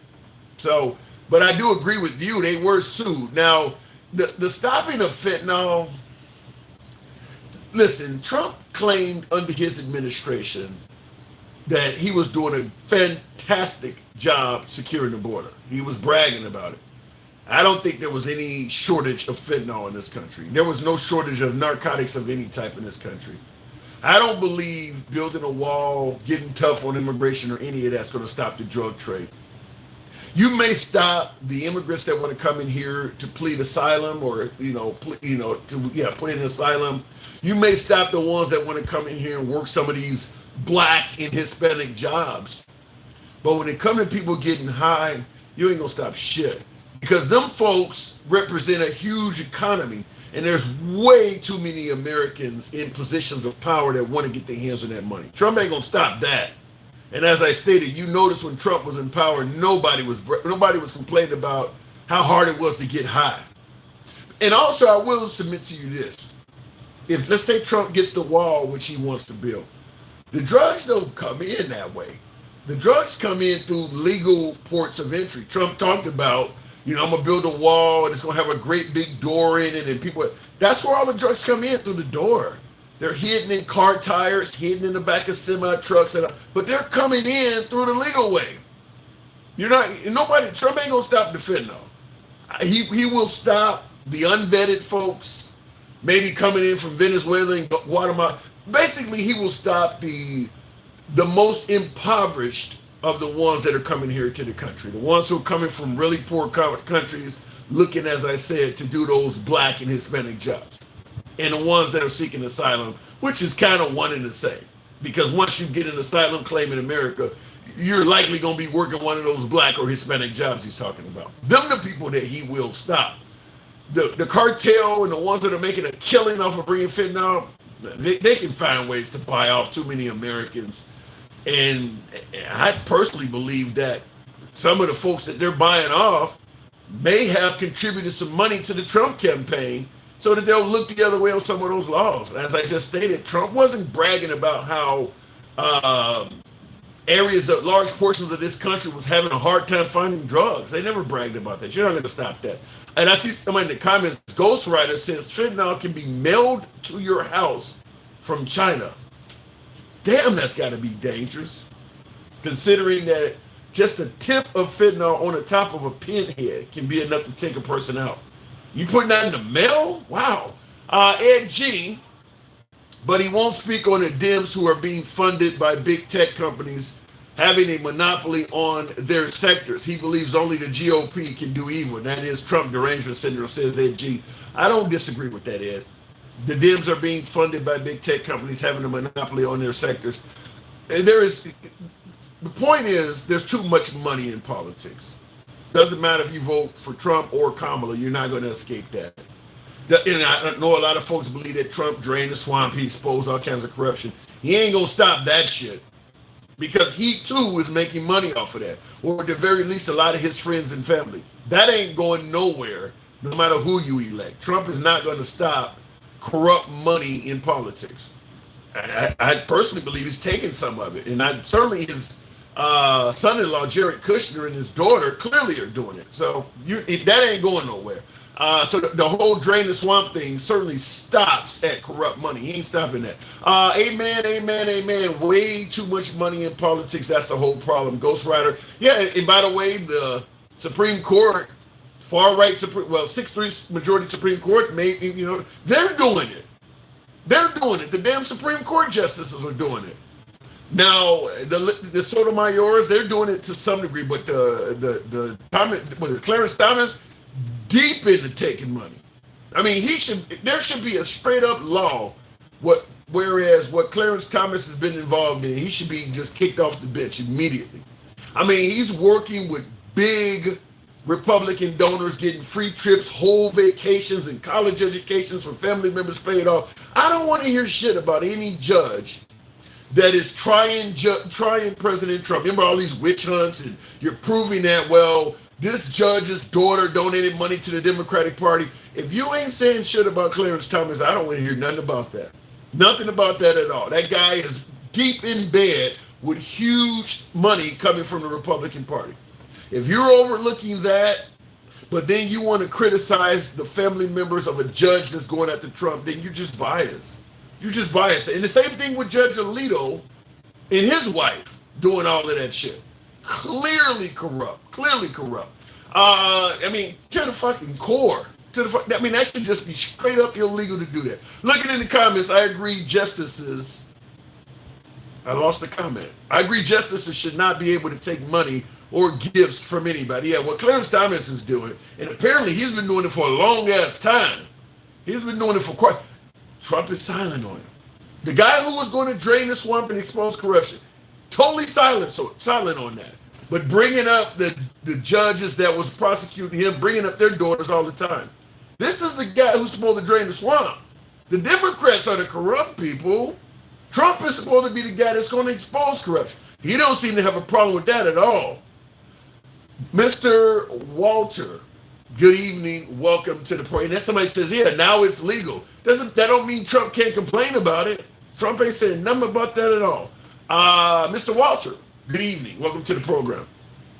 Hey, good evening, Tim. How you doing tonight? I'm doing good. We're talking about Trump making a promise that he will be great for women and women's reproductive rights. What say you? It's a joke, man. It's a joke. I think my partner, I agree with Dencal, always said he's like a middle school kid running for class president. I'm gonna bring cake to the cafeteria. He's gonna say whatever he can say because the real truth is he's seeing these polls and he knows he's starting to lose this race. I mean, every day there's an uptick in Kamala and a downtick. Is he really starting? I'm seeing plenty of polls that still say he's going to win. He's winning. I'm seeing polls that are saying he's leading in Georgia. They're saying Pennsylvania still. I mean, I'm seeing polls that are saying both sides of this. Yeah, well, that's not the polls I'm seeing, Tim. I don't know. I'm looking at the aggregate on what is it, 538 or whatever it is. I mean, they do different polls and you can see sort of an aggregate of it. But from the trends are he's losing and she's winning. As far as polls go. Anyway, I think he's just saying this to try to rescue his loss in support from women. He has slipped a lot in that. He had a lot of that last time. He's not getting it this time. And, you know, between that and the Project 2025, he's trying to distance himself from that.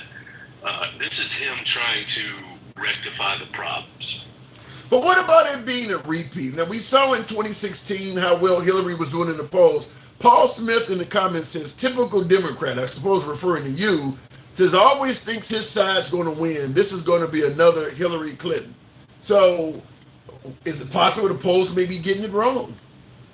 Of course it's possible. I just don't believe it. I mean, if you look at the energy that the Democrats have had since Kamala has taken over the reins, it is night and day from what it was with Biden. That is true. If you look at the energy that Trump has had, it is slipping. People are, you know, he's got less crowds. People are leaving early. Now, what about Robert F. Kennedy? I mean, you know, we heard the recording. Kennedy's son recorded him on the phone with Trump. I mean, it was in the back from the beginning. This is all a sham. Wow. You know, it's just finally time to let it out. You know, I mean, I don't know about this guy. He seems like a fucking nut to me. I don't know. Maybe he's done some good things in his life, but lately he's a nut. He's a fucking nut, and you know, he's in the back for Trump. I mean, it's clear. It's clear as day. But I heard rumors, and this is just rumors. It's not proven, and I don't know if it ever will be. But I heard rumors that Robert F. Kennedy originally reached out to the campaign of Kamala Harris, offering to promote her in exchange for a cabinet position. They never even responded to him, and then he switched over and went for Trump. Now that's rumors. I don't know if it's true, but I did hear that. Yeah, I haven't heard that, so I can't really speak to it, but I wouldn't be surprised. I mean, I really feel like this guy is just trying, for whatever reason, to get into the limelight. I mean, if you look at what he said over the years, it is a lot of crazy-ass shit, you know, from the, you know, Jewish, comparing, you know, concentration camps and mandates for vaccines. I mean, this is truly crazy ass shit this guy said. Well, then it sounds like he should be the one with the moniker weird, dumping bears in Central Park and worms in his brain. He should be the one referred to as weird. Your story is absolute perfect example of what I'm saying. I mean, who would do that? Why the hell would you put the fucking bear in your car? I mean, like he's hurting for money and get a steak or whatever the fuck. Yeah, that's ridiculous. That is kind of weird for a Kennedy to pick up a bear off the street and take it to the crib, tell me you're gonna cook it. That is weird as hell. I mean, I can see some dude that's homeless in LA somewhere that they got, you know, can't afford to eat, but I mean, because he claims that when he realized he had an invitation to one of the very expensive steakhouses in New York, he realized the bear meat would go spoiled being left in his car while he was out eating, so he decided to dump it in Central Park. I'm like, you got enough money to go to one of the most premier steakhouses and you picking bears up off the street? Yeah, that's some weird shit. He's a fucking Kennedy. I mean, you know, if you know anybody who would do that, they're either broke ass or they're a little bit crazy. You know what I mean? Like, there's no rectifying that. Yeah. But, you know, the point stands is, I do believe that Trump recognizes that he is slipping. Let's just say slipping, okay? To be generous. She's competitive. She's competitive. Rectify it. And now, to be fair, I will say, you know, some of the stuff Kamala said is probably also in that same vein, not necessarily slipping, but trying to maybe, what do you call it, you know, cover your ass or whatever, you know, border, the tip. I mean, the tip thing to me is honestly fucking stupid. There's no way they could actually do that. But did you hear what my last guest said, suggesting that I gotta look that up? Wow. I looked it up because I hadn't heard that either. And I just saw one article from the AP, which I generally trust, and they basically said, A, there's no way you could actually implement this, and B, both. Either way, you know, there's no details as to how they would be implemented. And either way, corporate America would exploit it to do exactly what they said.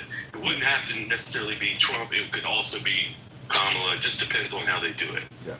To me, the fight should not be for allowing service workers to keep their tips.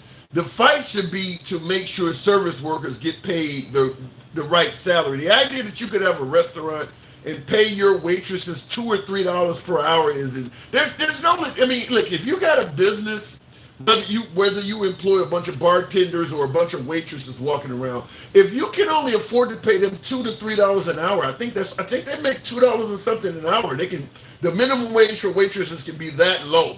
You shouldn't be allowed to open up a business if you're claiming that I can only afford to give them a base salary that fucking low. That's like $20 a shift.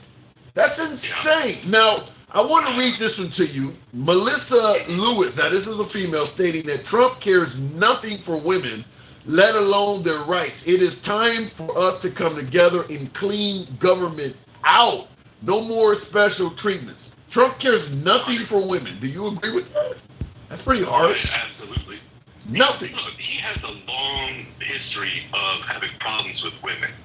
Now, I'm not going to speak to specifics, but he does. If you look into it and you're intellectually honest, he does. He thinks they're inferior, like some of your other, people who come on your show. Same thing.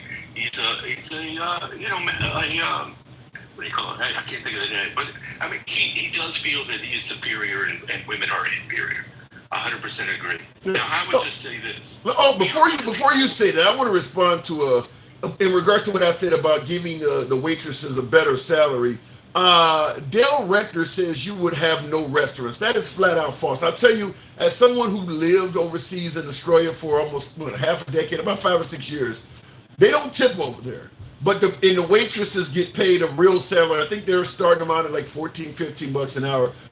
Look, at the end of the day, going to Olive Garden or whatever, you're going to tip 20% or 15-20% on top of the meal, which means they could easily charge you another $3 or $4 for that meal if you knew you didn't have to tip. Give that to the damn waitress. If everybody that for their meal and they didn't have to tip, both the employees would do better, and it clearly could happen. It clearly could happen. So, in most of the free world does not tip. So it clearly could be done. Yeah, I used to work for a European company. I would travel there pretty often, and it was quite a shock, to not tip waiters and so forth. And actually, it was kind of hard to have it to break. So you still tip, and they'd be kind of, what the fuck, this is not. So I do feel like we should be moving in that direction. I don't necessarily believe it should be gone, but it shouldn't be what it is now. It should be a little bit of a happy medium, let's say. Like, I'm just saying, there's no excuse to pay waitresses less than minimum wage. They should get the regular minimum wage, and if you want to tip on top, tip on top. But you don't necessarily have to if you're getting minimum wage. I would still tip, but not as much, right? You know what I mean? Like, instead of 20 or 25%, 10%, something like that. If it's good service, it doesn't necessarily have to be like right now, you basically always tip to pay me, doesn't even really matter, you know what I mean? And then we also have everybody, every time you turn around, somebody's giving you an iPad, you gotta touch the tip thing, doesn't even matter what they're everywhere. You damn near go to the gas station now, they want you to tip. Yeah. It's like it's everywhere. Yeah, that shit's got to go. This whole tipping culture's got to change, in my opinion. And Kamala, if she were intellectually honest, she should say that shit. She should be like, look, and the truth is that people who are working at, Subway or whatever, they deserve a little more money. And, I used to work for tips, and I worked at a very, high dollar hotel. And, I would make fucking like $300-400 a night sometimes. And the government, they did none of that because I didn't tell them, Well, yeah, and there are going to be some industries where the employees don't want to be paid a minimum wage because you're right. Some places the tip like if you're working at Denny's where the average meal costs $10, you ain't making a lot of money on tips. 20% of a Denny's meal ain't shit. But if you're working at a seafood joint, every tip you get is probably $20 or more. So I mean, it depends on where you work at. Yeah. We were just on vacation at a high-dollar resort, and the dinner was like $400 or $500. This guy who was working as a waiter, he made at least $1,200 that night. Wow. You know what I mean? And, you know, the government's not going to see any of that. And that's, you know, I don't really blame them. But the point is the whole system is fucked. You know, the whole system is not right. I've known, you know, people work in a fine dining restaurant. They make, you know, 80, 90,000 a year. And the government probably sees them at 30,000 a year. So it needs to be reformed. The whole thing needs to be reformed. People at Denny's, like you said, they need to get paid. Yeah. If you work at Denny's, you ain't. I mean, them tips on the Denny's. I mean, you can go have breakfast at Denny's. What do they call it? I forgot what the thing is. What one of the meals is called. But most of the Denny's breakfast, you're barely paying $10 for that. So what is it? You know, 20% on $10 is $4. Yeah. So you're tipping them $2 and $3 if you give them 20%. That ain't shit. I mean, yeah, the Grand Slam, that's what it's called, the Grand Slam. Yeah, that thing is less than $10 in most places. So, or Waffle House, you know, them tips are low. Yeah, exactly. And, you know, I mean, generally it's not that easy to get a job in a fine dining place. You have to, you know, you're actually like a professional waiter or whatever. But it just, you know, again, it highlights the whole thing is, you know, needs to be rethought, in my opinion. But fair enough. Anyway, just to wrap up, last thing I was going to say is Trump ain't going to say a goddamn thing truthful about women's reproductive rights. I mean, look at what he has done. Look at the man's actions, okay? Let's take him on what he's done, not on what he's saying, because what he's saying cannot be trusted. You know, that's crazy you would say that, because that is the number one statement that you often hear. I certainly get it from any time I'm talking to my MAGA side of the audience. When folks criticize Trump for the tweets or some of the things that come out of his mouth, the common response is pay attention to what he does, not what he says. You're actually echoing that on women's rights. Yeah, well, I mean, the truth applies, you know? Yeah. The truth applies. I do agree that sometimes people freak out over this shit that he says because he says shit off the fly all the time, you know? He doesn't really think, he just talks. But I'll give him the win. I'll say Trump gets the win for what you just stated. Him saying wow, because he says wow things so often. DJ Julio, thank you for that support. Because Trump says wow things so often, he doesn't get held to the same account as other politicians that may say it every now and then. Yeah, 100%. 100%. Appreciate it, Mr. Walter. I got to move it on. Thank you. Thank you, Tim. Anytime. And of course, I can't let that galaxy go unnoticed. Alter ego. Wow. Thank you very much. Showing your boys some love. Tim, it was a Supreme Court case, Snyder versus U.S. I'm trying to figure out which case you're talking about now.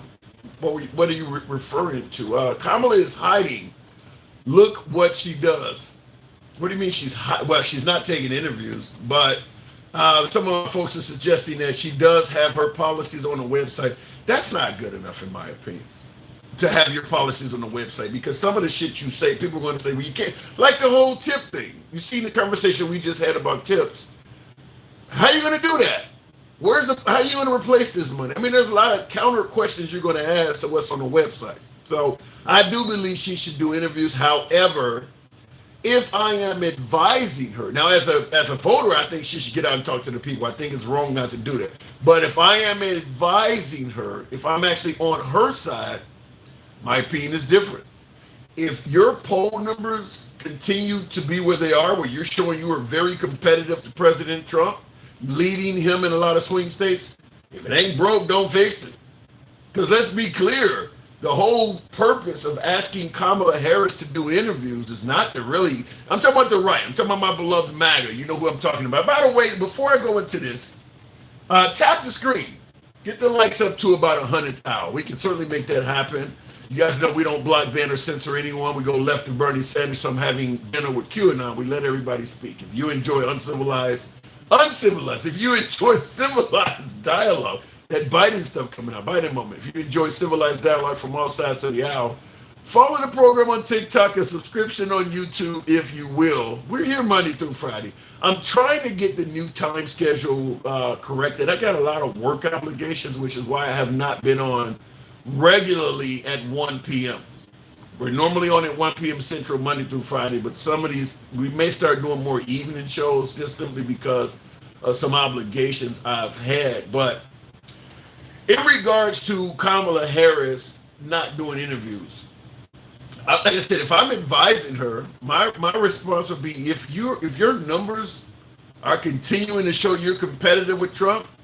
I mean, at the end of the day, if it ain't broke, don't fix it. DJ Julio with the fireworks. Thank you. Thank you. Damn. Thank you.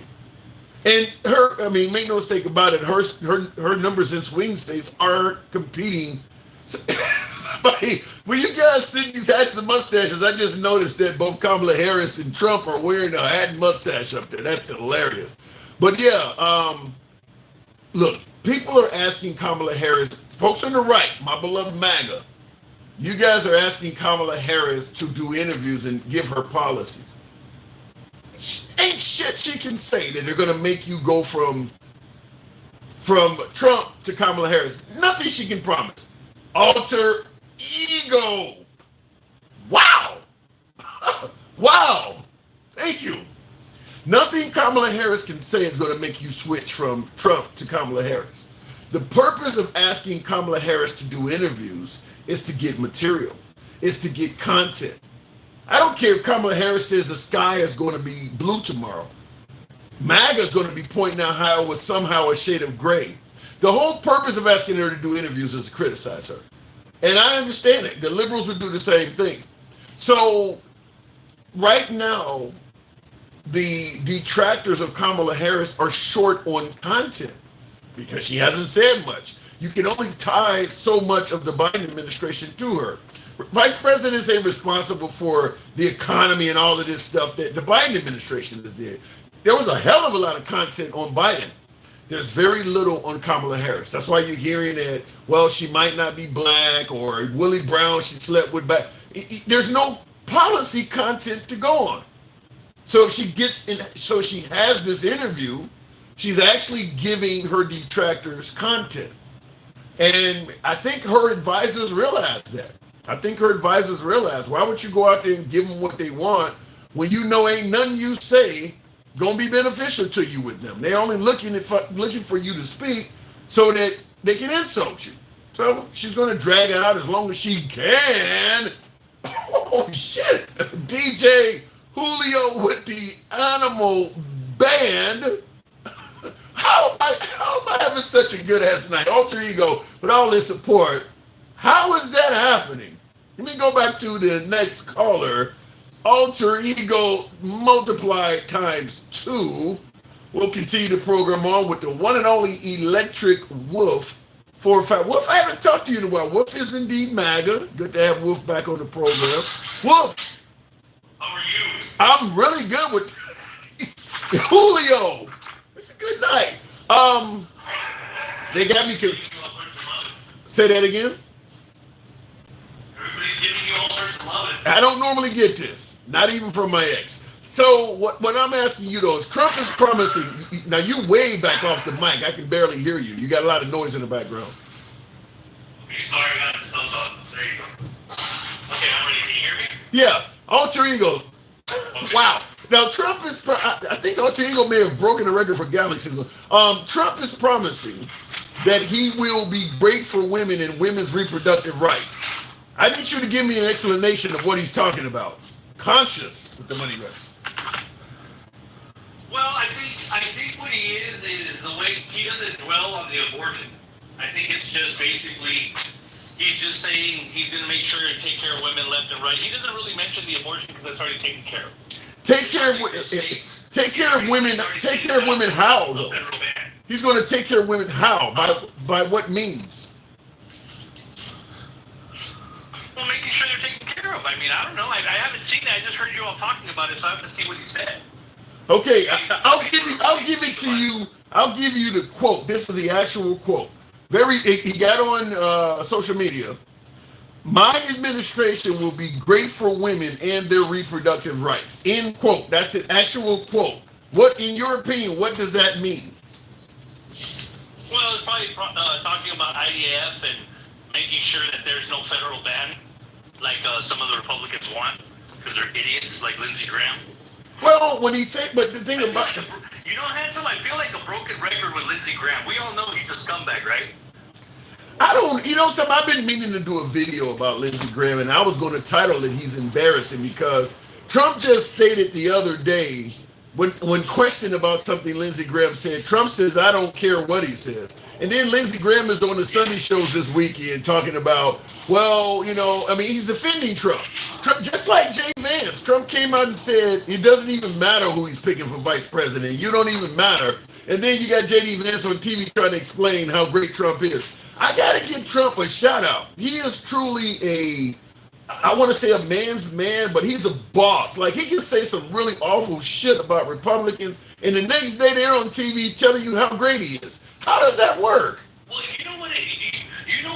This is the reason I think it is because how he's become. Is because of the fact, like, he just calls out everybody. He's talking American. You know what I mean? He talks America. He talks USA. He talks about, let's do something for this country. Like when he went to that LB thing where they just attacked them, the black correspondents, or whatever the hell it was. Everybody was like, oh, he's such an asshole because she's black, and he treated her like, no, it doesn't matter if she's black or white. He's gonna talk shit to you anyway. That's the beauty. Yeah, but do you But wait a minute. Do you let somebody say personal shit about you, and then you're on TV the next day telling people why that person is so great? How does that make you look? Like a good example. Hang on. Good example. Trump tweets out a picture back in 2016, a picture of Melania Trump and a picture of Ted Cruz's wife, with the underscore saying, which one would you choose? Now, he's clearly attacking the looks of Ted Cruz's wife, and now everywhere you see Ted Cruz, he's singing the praises of Trump. How the hell does that make Ted Cruz look? It's politics, man. His wife? It's just politics. His wife? You can't be sensitive. Yeah, you can't be sensitive. I mean, if I see with me, it's kind of different when it's a political venue like that and stuff like that, and you're sitting in a bar and someone talks shit about you. It's just something different. So you're saying that if Ron DeSantis, hold on. So you're saying that if Ron DeSantis or Nikki Haley or somebody made ugly references to Melania Trump, Trump would be okay with it? No, he'd come back and bash them again. I mean, that's just the way it goes. But notice but that's what I'm saying. The best thing about it would be MAGA would be all over him. They wouldn't even need Trump. MAGA would be all over him. But that's what I'm telling you. I asked you if they talked about Melania, what would Trump do? You said he would come back and bash them. Ted Cruz came back and kissed his ass. Well, yeah, but it's because you just said it about being a boss. I mean, there's a difference between Ted Cruz and Donald Trump. Come on now. But listen. And I love Ted Cruz, but I mean, he's not going to be the guy I go to for anything. Listen. I'm from the old school days. When I went to school, I know this is going to kind of derogatory, but we refer to dudes like that as a pussy. I mean, seriously. You just let this guy trash you and your wife like that, and you on TV kissing ass. Well, yeah, see, okay, but watch. Let me ask you. Let's say you were Ted Cruz's spot, okay? And we totally got sidelined, but that's okay. Let's say you were Ted Cruz's spot, and they talk shit about your wife, and he says shit about your wife right next to Melania and shit like that. You'd come back and be like, fuck you, dude. You know what? Your wife wishes she was an American citizen born or whatever. You'd say whatever. You know what I mean? Whatever you wanted to say as a comeback, right? Okay. And? Okay, but at the end of the day, let's say Trump won, and he called you and said, hey, handsome, we talked a lot of shit, but let's get this country going. What would you say? I need you to let the public know that you won. I mean, you dissed my wife in public. Well, yeah, exactly. That's exactly right. It's something, it comes along the line going, okay, motherfucker, I'm going to help you, but you know what? I want you to publicly... He didn't do that. Sorry, but you're going to say, you know what? I shouldn't have gone that far. No. And I want you to publicly say it, and he probably would. It just depends the balls that you have. You know what I mean? It's just a guy thing. That ain't no. I think. Wait. I think Trump has changed the definition of what a quote unquote guy thing is. Listen, I've had locker room talk with the best of them. We wasn't talking about raping women in a damn locker room.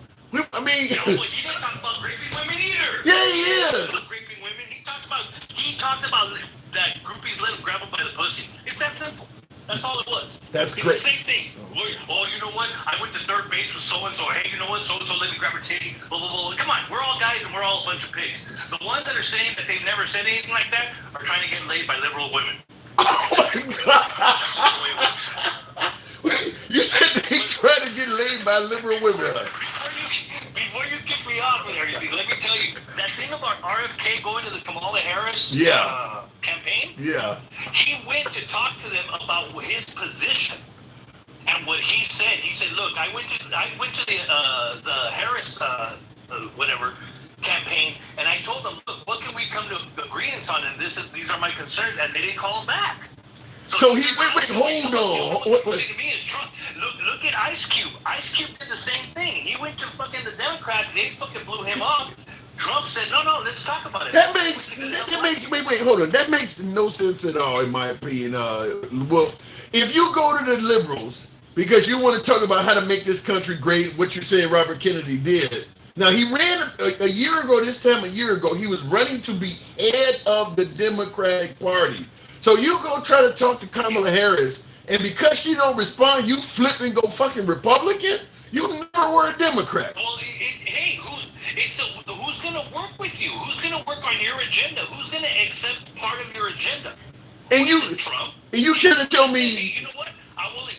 They don't agree. Look at Elon Musk. You just said it right now on the electric thing. Trump said, I like electric, but I'm not full blown over electric. Wolf. And stuff like that.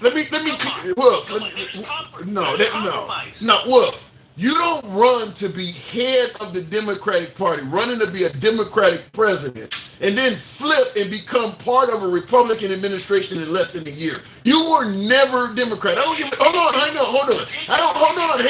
on. I don't give a damn. Hold on. I don't give a damn what Kamala Harris failed to respond to you on. She is not even president right now. You gonna flip and become a Republican because she didn't answer your damn phone call? You were never a Democrat to begin with. He's not a Republican. He's still gonna be a Democrat. The thing is he's just throwing. It's just like Tulsi Gabbard. He's throwing his support. Well, Tulsi Gabbard left the Democratic Party, but he's just throwing his support behind Trump because that's the American thing to do. He picked who he thinks is better for the country. He didn't say I'm a Republican. He just said, I think with Donald Trump, some of my things that I'm interested in, he's willing to go forward. That's insane. That is insane. Things that I don't agree with him, but I'm willing to support him. That's insane. That's insane. Nothing wrong with that. That is insane. You can. Nothing wrong with that. No, hold on. Hang on. Here, if you're reaching out to Kamala to to talk to her about getting things straight and she don't respond, you criticize Kamala. You don't become a fucking Republican. No. I don't care if Trump is willing to respond to you. No, but he did criticize her. Okay, that's fine. He criticized the Democratic Party. He criticized Biden because they did the same thing they were trying to do to Trump. So now Robert Kennedy's crazy that they're doing lawfare against them. No. How do You ran as the head of the Democratic Party. Do you realize how many Trump policies are completely 180 of the Democratic? This is the party you want. You never were a Democrat. Never.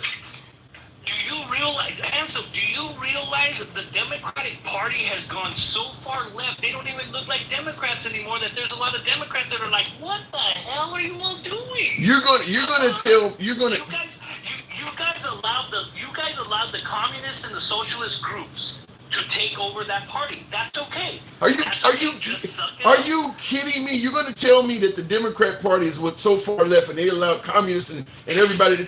Do you realize we just had a Republican National Convention where not one living representative of the leadership of the Republican Party showed up to endorse Trump? Virtually none of his administration, the Bushes, the McCains, the Romneys, the Reagan, no one showed up. The Cheneys. You're talking about a party that's being taken over. What? Yeah. The whole Republican Party of our entire lifetime has disassociated themselves with Trump, and you're going to say the liberals are the ones that's been taken over. Well, no. I don't mind saying that we've been taken over either, that we've changed into the party of Americans. We're actually the party of the people.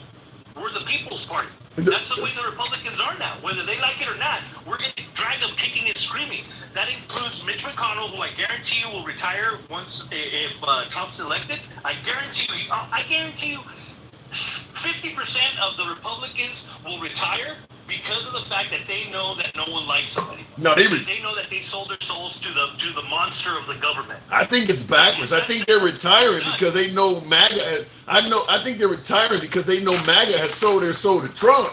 They know that if Trump says this is a bad politician, that guy is gone. Because Donald Trump sold his soul to America. Donald Trump sold his soul to America. He's full-blown this country only, and that's okay. That's okay. Look at the president of Italy. She's pro-Italy. The guy from Venezuela, the woman that put that guy in charge, nothing but Venezuela. We're in for Venezuela. Although they have to get out Maduro, but she's all Venezuelan. How can you refer to major American? Hold on. Argentina, same thing. Wolf. Same thing. How can you be calling major American cities shitholes and talking about red states and blue states, but then say you're for America? We have shitholes here, handsome. We can talk shit about our country. We can say, hey, you know what? This shithole fucking needs to fix itself. Look at San Francisco. It's a shithole. But we're willing to fix it because it's San Francisco and we remember what it looked like. So what did Trump do? We're not saying it's a shithole, we should nuke it. So what did Trump do for these shithole cities when he was president? He made sure that they had the shit that they needed for the medical shit that they needed for COVID. He made sure that they had the tax breaks. He made sure whatever the governor needed, he gave it to them. He can only do so much for states. That's a governor's responsibility. Right. If the governor wants it to crash into the ground, he's going to do it. Look at Newsom. He succeeded in that. All right, Wolf. You drive a hard bargain. I ain't talked to you in a while. It's good to have you back on, man. And real quick, well, I know I missed you, but let me tell you real quick on Kennedy. You said something about it's kind of weird that a Kennedy would eat a bear or stuff a bear in Central Park. And stuff a millionaire? A millionaire picking up roadkill? The weird thing for a Kennedy would be leaving a woman to drown in a lake with a car upside down. That would be weird. Okay, I'm not. I know. You talking about Chippequiddick or whatever that. I know the movie. Yeah. All right. I'm not gonna argue with that. I'll explain it on the other side, but I do appreciate it. It was nice talking to you. I haven't talked to you in a while. If you need to ride to the voting station to vote Trump, let me know. I will drive to you and take you there. Good luck with that. Appreciate it, Wolf. Good talk. As always. I mean, Wolf don't agree with a damn thing, but Wolf is MAGA. He is a friend of the program. My door is always open to Wolf. Now, in regards to that whole Kennedy, the woman drowning in his car thing, look, rich people do get away with shit all the time. I want to say he's right that it ain't normal, but I think it kind of is. Didn't Dick Cheney shoot somebody in the damn face and get away with it? That's kind of what happens at their levels. I want to say it ain't right, but you know when you got paper, when you got money, you got the bag, as they say, you can get away with a lot of shit that us regular Joes cannot. Certainly, Trump being able to say I got 34 felonies and never been placed in handcuffs. I got 10 guilty of contempt charges in open court and never served a day. You and I ain't gonna be able to do that. I mean, it doesn't matter if you think the charges are a witch hunt. You know how many Americans get charged with bullshit cases? How many witch hunts are performed on Americans every day? You wouldn't be able to get away with that. You would not be able to get away with that stuff that Trump got away with. So the rich and famous get away with the little things that you or I could never get away with. It is what it is. What about the Obama's dead chief? Who are you talking about? Now I know Hillary Clinton's name's going to come up. I mean, you got a whole list of people dying on railroad tracks and things like that. I understand it. Wolf is conspiracy only. I'll leave it at that. How many Bushes, Cheneys, Bidens, any of them get hit with that? I don't quite understand what you're saying. They're fighting patriots of America. I don't understand what you're saying. But I will say that, I think that, you know, when you got wealth, you can make things happen that the average Joe could never dream of doing. So real quick, I want to address a couple super chats. Do apologize to Melissa Lewis, Ali, and Twain the Square. For being, I was wanting to, because once the super chats came in, we had kind of the topic rotate. But I'll go back to you. Interestingly enough, I was a waitress at Tavern on the Green in the early '80s. Tavern on the Green. I don't know if I've heard of that, but you were a waitress at Tavern on the Green in the early '80s. Trump would grope us and say horrific comments to us. Damn. Wow. You got personally groped by the Donald? Damn.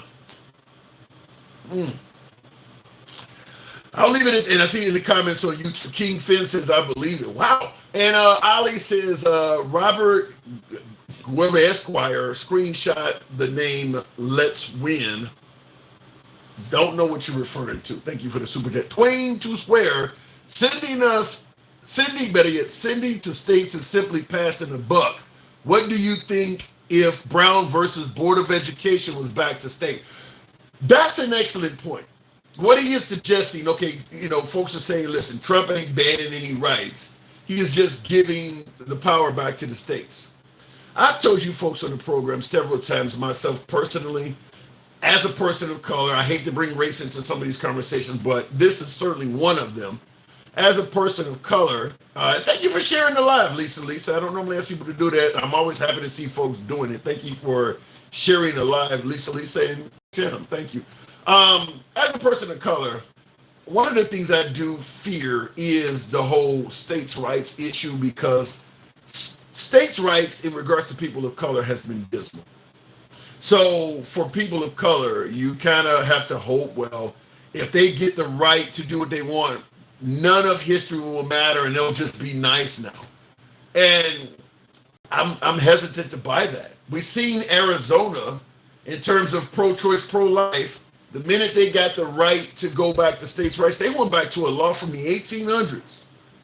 That just happened a few months ago. They started using pro-life laws from the 1800s. So if we go back to a states' rights America, are we to believe that's the only 1800s law that will come to fruition? I don't feel that way. I feel like there are other states that might go back to some of those laws in other areas. So I am very cautious, very concerned about a states' rights America, because it just wasn't very good back then. And I see in the comments, wasn't even a state then. Well, you get my point though. The locals are able to make their own laws without federal interference, is what I'm saying.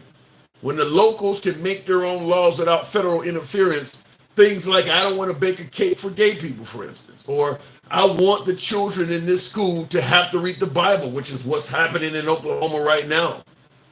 The states start taking away freedoms. I've said this many times. I've never heard of a state, when we talk about states' rights, I've never heard of a state asking for states' rights to give people freedoms.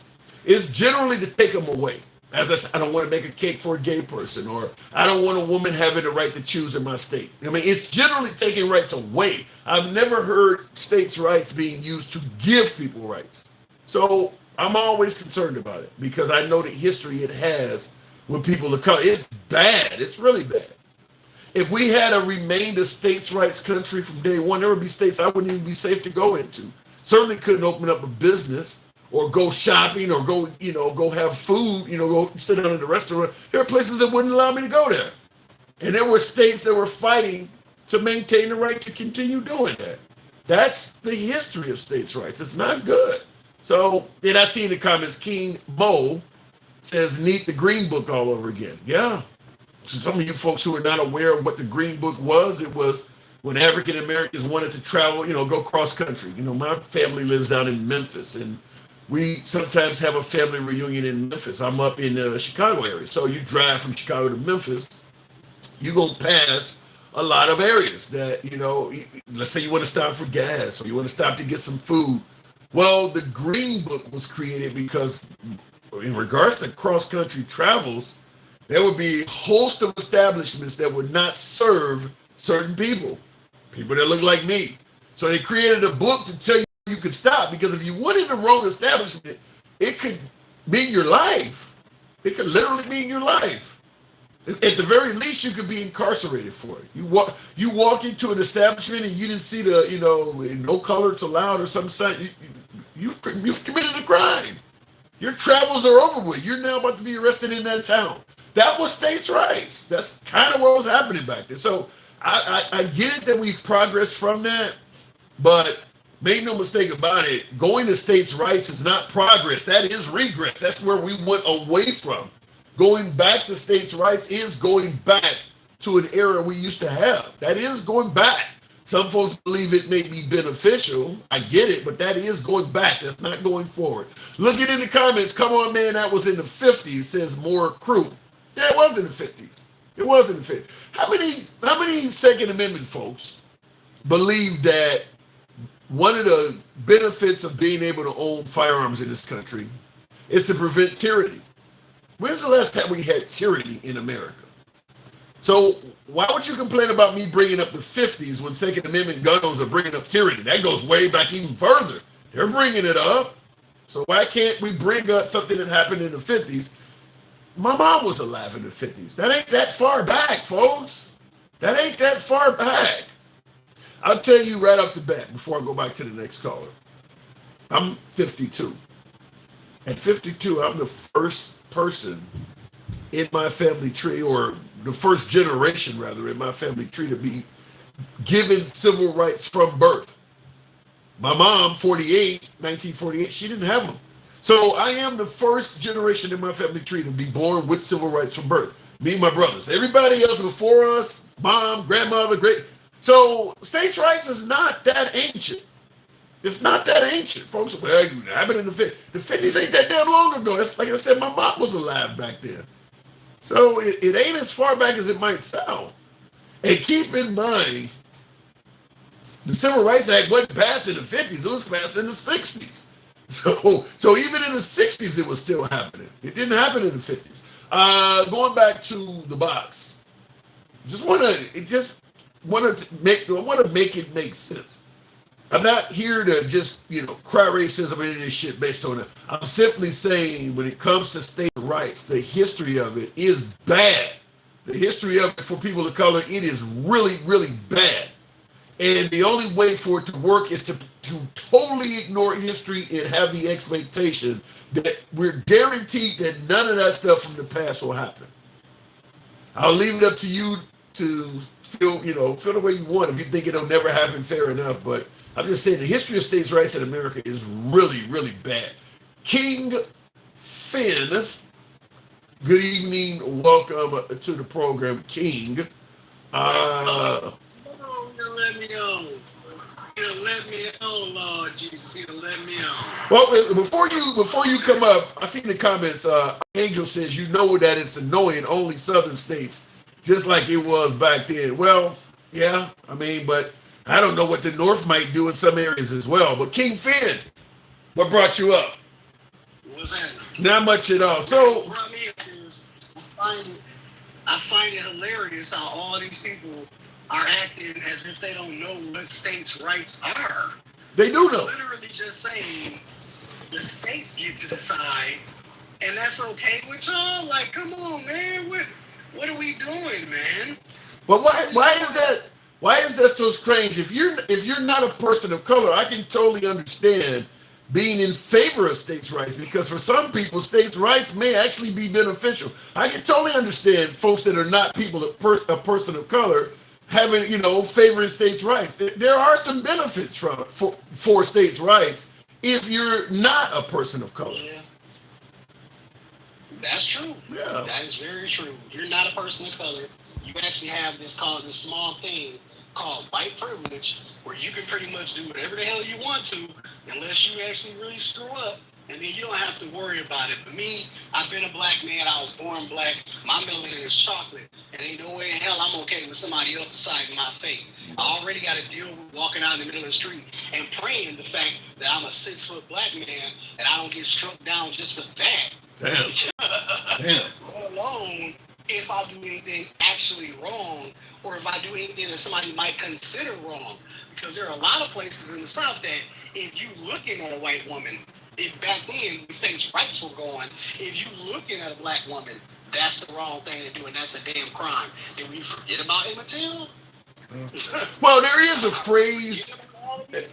There is a phrase, and I'll ask you and many folks in the comments, in your opinion, what does this phrase mean?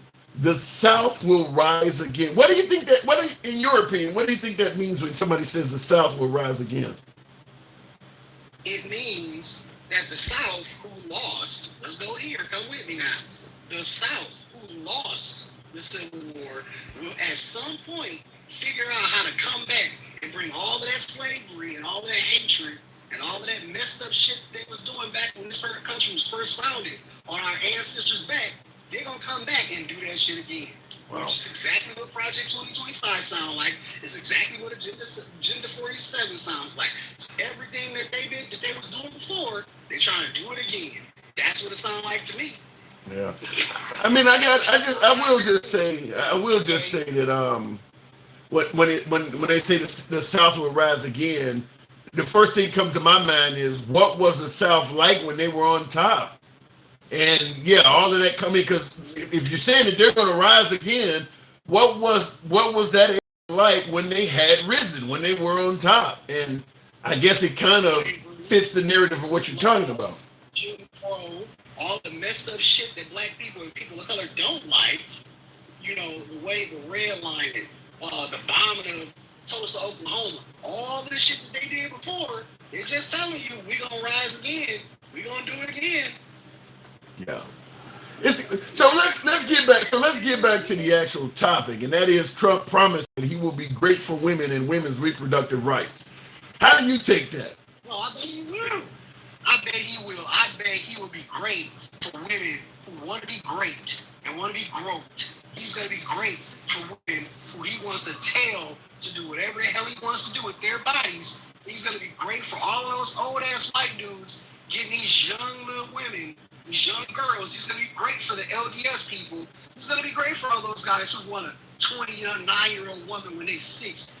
He's going to be great for all of them. He's going to be great for all of the women who think they should just be barefoot and pregnant and never actually live a life other than sitting in the house and being on their ass and popping out babies. He's going to be great for those women. But what about the women who actually want to live a life? What about the women who don't think they should have kids? What about the women who have been raped or who have babies in process of incest? Well, let me interrupt you because I'm letting you speak, and I believe in uncensored dialogue no matter what side of the aisle you're on. But I'm getting hammered. I want to read these three comments to you. First of all, 1983 Life says, "Are your callers bought and paid for?" Probably because some of you, I guess, I don't think he would have thought my last caller, Electric Wolf, was bought and paid for, but he does say that. Miss Kyoto, some says, y'all are so delusional. And Eva Lopez says, wow, y'all are some real liars. So we got some females that believe that you and I are full of shit. So what are we lying about? Go ahead. I hope we don't have to come to this. But if that's what you think, go ahead and vote red. Let the orange Cheeto get back in office, and you see how it feels when you part of the Handmaid's Tale, running around with a long-ass dress and a bonnet, cleaning up behind some old-ass dude who's telling you what you can do with your body. If that's what you really think, that we're out here lying, and you can't see the proof that's in the pudding that he been doing shit already. If you can't see all the South states that are trying to pull back all these women's rights and all of this shit that they doing, if you can't see that, then I hope you with your heart. Go ahead, sweetie. Well, the first pushback, but King Finn, the first pushback is going to be what rights? Because you're saying that Trump is taking away women's rights. Let's take pro-choice, pro-life out of it. Do you believe any other women's rights are in jeopardy if Trump gets reelected? You mentioned Handmaid's Tale. Give me some examples. Yes, I believe that he will pull back the right to vote. His vice president already said we should have women have kids. The kids should have votes. That way, the parents can be in control of. Do you think that he's talking about the woman that's going to be controlling those votes? Wow. I hope that ain't what you do. So you're saying that let me make sure I'm getting this. Let me make sure I'm analyzing this correct. You're saying that if a man and a woman, a married couple or a girlfriend and boyfriend, whatever the hell they are, let's say they have 5 kids now. DJ Vance, but JD Vance rather. JD Vance has clearly stated that he believes that children should have votes, and those votes should be awarded to the parent, and the parent can get, if you got 5 kids, then when you show up to vote, you got 6 votes. But you're saying you believe all of those votes will go to the dad's control. Yes. I hope to God you don't think that couch fucking Appalachian fool is gonna let that vote go to a woman. He don't want that to go to no woman. He's saying single women shouldn't even have a vote. Does that not tell you something? Well, he doesn't sound, yeah. I will say he doesn't sound very favorable to women that do not have kids. I will say that. He hate his mother. He hate his mama. Men who think like that, with that masochist bullshit, hate their mothers. The cats who out there talking about Trump is going to do it for a real man. You ain't real men, because real men protect women. That's what we're supposed to do. That's not even talking about the Bible. That's just talking about pure damn common sense. You weren't talking about a fucking rapist. Excuse me, a rapist who's out there doing this shit. He showed y'all who he is. When a person tells you who they are, believe them. Believe he is okay with doing this. Believe he is okay with sitting in front of naked women, naked little girls, and looking at them and oogling them. Believe him when he says if his daughter wasn't his daughter, she's so hot, he would date her. Yeah. Believe all of this because he's told you and showed you who he was. Stop playing, man.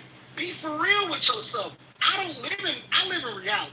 I don't live in Trump land yet. That dude is going to take this country into a whole nother damn place like hell. Dude is messed up in the head. If y'all believe any other way, Sergeant Shit Your Pants can be your vote. Me, myself, I will vote for a slug with a damn cowboy hat who is nonverbal. Hell, take it here. I will vote for Gus first. And I love Gus. Gus has been a part of my life in Minnesota for the last 8-9 years. And Gus didn't say a word until he seen his daddy up there and said, "That's my dad." Holla back. I will vote for Gus before I vote for Trump. Period, point blank. All right, King Finn. Appreciate you coming through, man. Wow. Anytime. Harrison Walls 2024, baby. Vote blue. All right. Clowns ain't got nothing for you. All right. That is the one and only King Finn. Looking in the comments, the Dems don't understand that more babies have been unalive this year after Roe v. Wade got turned. Oh, let me just say this. Reagan called, whatever the case may be. You're saying that more women have terminated their pregnancies after rolling back Roe v. Wade than other years. The purpose of the Democrats' fight is not to have babies unalive. It's to have a woman's ability to choose granted to her. The goal is not to take the lives of babies. The goal is to have a woman be given the right to choose what she wants to do with her body. That's what it is. So bringing up that since they rolled back Roe v. Wade, more babies, that's not the focus. That's the focus of the right, is that the right believes that this is causing babies to lose their life. That is what you're focused on. The Democrats are focused on whether a woman has the right to choose what to do with her own body. They're not counting the numbers. That's what you guys are doing. Jay Rich, the greatest show on earth, and nobody is stopping what's coming. Get ready, liberal victims. Well, Jay Rich, I'll tell you something. With your comment, the greatest show on earth and nobody is stopping what is coming, get ready, liberal victims. You can't, based on what you're saying, you cannot criticize any liberal that might suggest that Trump is coming to bring violence or do people wrong. You use the word victims in your own response. Get ready, liberal victims. How are they going to be victims? Losing an election doesn't make you a victim. You make it sound like something's going to happen. Anyway, the Washington Post, CNN, MSNBC, Fox News all have a political agenda, and their polls are biased. Pay to play, Chris Cuomo, pro-war for Kamala, Trump's court cases have a political agenda, Trump 2024. 1983 Life, I agree with the first part of your statement. You are correct. Most news outlets have a political agenda. I don't disagree with you on that. But then you went into attacking the liberals and excluded. I started by pointing out the whole 2020 election was stolen stuff. That what the right-wing media did on that was clearly a biased agenda. They literally took what Trump was saying about the 2020 election and wrote with it. Trump didn't give them any proof at all to back up any of his statements. Rudolph Giuliani, Sidney Powell, Trump's attorney at the time, all of them folks, the stuff they were saying about the 2020 election, the right-wing media just took that stuff and started repeating it. without any evidence or proof at all that any of that stuff was valid, which is why Fox News had to pay out almost $1 billion for just repeating it. So I agree the media is biased, but yeah, you don't escape that by going to the right-wing media. They're just as biased as the left. And to some degree, when it comes to Dominion voting machines in that election, they're even worse. I mean, they just bought into that stuff. The whole January 6th thing, I'm sitting there watching Fox, as I often do. I watch Fox News every day, by the way. Every day, even on Sundays. And I'm watching them the evening of January 6th, and Judge Jeanine Pirro sitting in the studios in New York. They're running the footage of what happened there that day over and over again. And she's on TV saying that's Antifa. She's in New York. She's not there. You don't know who the fuck these people are. You don't know if it's MAGA. You don't know if it's a bunch of white members of Black Lives Matter, I guess we'd say, or you don't know who they are. She's on television saying that that's Antifa. So the right is biased as well. She's already making up excuses. By the way, we're 3 years out from January 6th, 3.5 years. Trump to this day has never blamed that on Antifa. Never. So where did she get it from? No one there, other than some of the protesters who were defending Trump, but for the most part, nobody's blamed that on Antifa. None of Trump administration. Trump didn't do it. Mike Pence didn't do it. I don't believe any Republican senators or Congress that were there that day. Nobody's blamed what happened on January 6th on Antifa. And she's on television saying it's Antifa. So looking in the comments, speaking politics and has no idea about the desperate cabal is ignorant. Well, conspiracies are such. By the way, I don't mind the conspiracies. When I say I don't block, ban, or censor anyone, I'm MAGA friendly, always have been, always will be. That's how the program is ran. You can go left of Bernie Sanders to, as my guest, talking about cabals about to happen. Left of Bernie Sanders to I'm having dinner with QAnon. Free speech is how we do it. If you enjoy civilized dialogue from all sides of the aisle, feel free to follow the program on TikTok, a subscription on YouTube, if you will. Appreciate you folks on TikTok that are tapping the screen. Smash that like button on YouTube. I haven't asked that. It helps out the algorithm. Brings in more MAGA, particularly on YouTube, because more of my MAGA for some reason is on YouTube as opposed to TikTok. But smash that like button. Get the likes up to about 170 if that's possible. Appreciate you folks for tuning in this evening. Continue on with the program. EMTALA was ignored. More women and babies have died. EMTALA, I don't know what that is. He wanted to pardon Antifa. That's a good comeback as well, King Mo. That if January 6th was perpetrated by Antifa, then why the hell is Trump offering to get him pardons? I'll tell you one thing. There's a whole lot of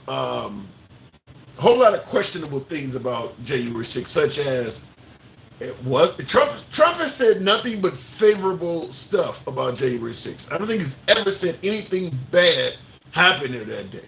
Good. It was a good day. It was a love fest. He wants to pardon the folks that are, the participants. Made a song with them. I think there's a commemoration coming up. They're going to say, I don't think he said anything bad about that day there at all. Because keep in mind, a lot of folks that support Trump, a lot of folks on the right are saying he didn't have anything to do with what went on. It was just a few fools that got out of hand. He sure seems to like the people that happened there that day. Has he ever said anything negative about January 6th at all? Nothing. Up to and including the folks who were talking about taking the life of Mike Pence. Has he said anything negative about January 6th at all? Even when he came back on television there that day, his response was, "We love you, go home." So for folks to say it was a few fools that got out of hand and it had nothing to do with Trump, he sure seems to be very supportive of him. I'll leave it at that. This is the comment, by the way, before we go back to the box. And thank you folks that are tapping the screen. Smash that like button on YouTube. Christopher Bearden says, "I'm so tired of hearing January 6th. I'm telling you, if Trump gets locked up, the right will finally rise." Wow. I'm making January 6th look like a fucking picnic, bro. Well, Christopher, in regards to your comment, you're tired of hearing about January 6th. Any idea if you could tell that to Trump? Because he's still talking about it a lot, too. I just brought up that the guy is talking about literally celebrating it in a few days. So You can't go around saying, here's how you should probably reword that. I'm so tired of hearing about the liberals bringing up January 6th. If Trump brings it up, I'm okay with it. That's kind of how you should word that. Because Trump is still bringing that up a lot. He still often brings up January 6th. Just want to point that out to you. Look at in the comments. Trump isn't afraid of a debate. Trump's campaign is afraid of a debate. Trump's team doesn't want him going off script. That's when he says all of his stupid stuff. Titan Brew, with the exception of stupid stuff, that's up to someone's opinion, but I do agree with you that every president has handlers, and Trump's handlers do not like when he goes off script. And you can see the evidence of that when Trump is having a rally and says to his crowd, to his supporters, do you mind if I go off teleprompter? Making it clear that they've told me to stay on this damn teleprompter, but I know my people would like for me to do otherwise. And then he goes off script, and that's when a lot of controversial shit starts to happen. So you are right about that. LGBTQ, let's get back Trump quickly, says Paul Slice. Yeah, I don't think the right has any love for the LGBT community. Before I go back to the box, bring up the next guest, I wanted to play a quick clip, because this is what we were talking about on the last caller. And a lot of folks, I'd never heard Jim Vance say this, or you guys are making it up, you guys are lying and things like that. I do give votes to all children in this country, but let's give control over those votes to the parents of those children. Let's give votes to all children in this country, but let's give control over those votes to the parents of those children. Children are the future of this country, and yet the parents who have them actually have no advantage in our democratic process. They have a smaller voice in some ways than the people who don't have any children at all. Now, real quick, I want to interrupt you. It's only about 20 more seconds, but notice he said the parents who have children have no advantage. So clearly he wants to reward parents, wants to give them some sort of advantage over people that do not have children. I mean, he clearly said that. The people who have children have no advantage, meaning he wants for people who have children to somehow, some way have some kind of advantage. No advantage in our democratic process. They have a smaller voice in some ways than the people who don't have any children at all. When you go to the polls in this country as a parent, you should have more power. You should have more of an ability to speak your voice in our democratic republic than people who don't have kids. Now, people will say, and I'm sure the Atlantic and the Washington Post and all the usual suspects will criticize me about this in the coming days.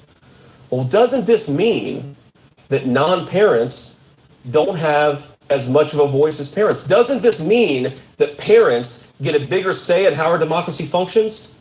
Yes, absolutely. Clear as day. Now, and I see in the comments someone said he's talking about he's talking about their opinion on abortion. No, he's not. He never even there's nothing he's saying has anything to do with pro-life, pro-choice opinion. He's simply saying that if a person has children, they should have more power than somebody that doesn't. And the more children you have, the more power you're going to get. This has nothing to do with abortion. Nothing at all. Nothing at all is he saying on here. I don't know where you got that one from. I mean, you heard the guy speak. Not once did he ever talk about terminating the life of a child. That has nothing to do with this.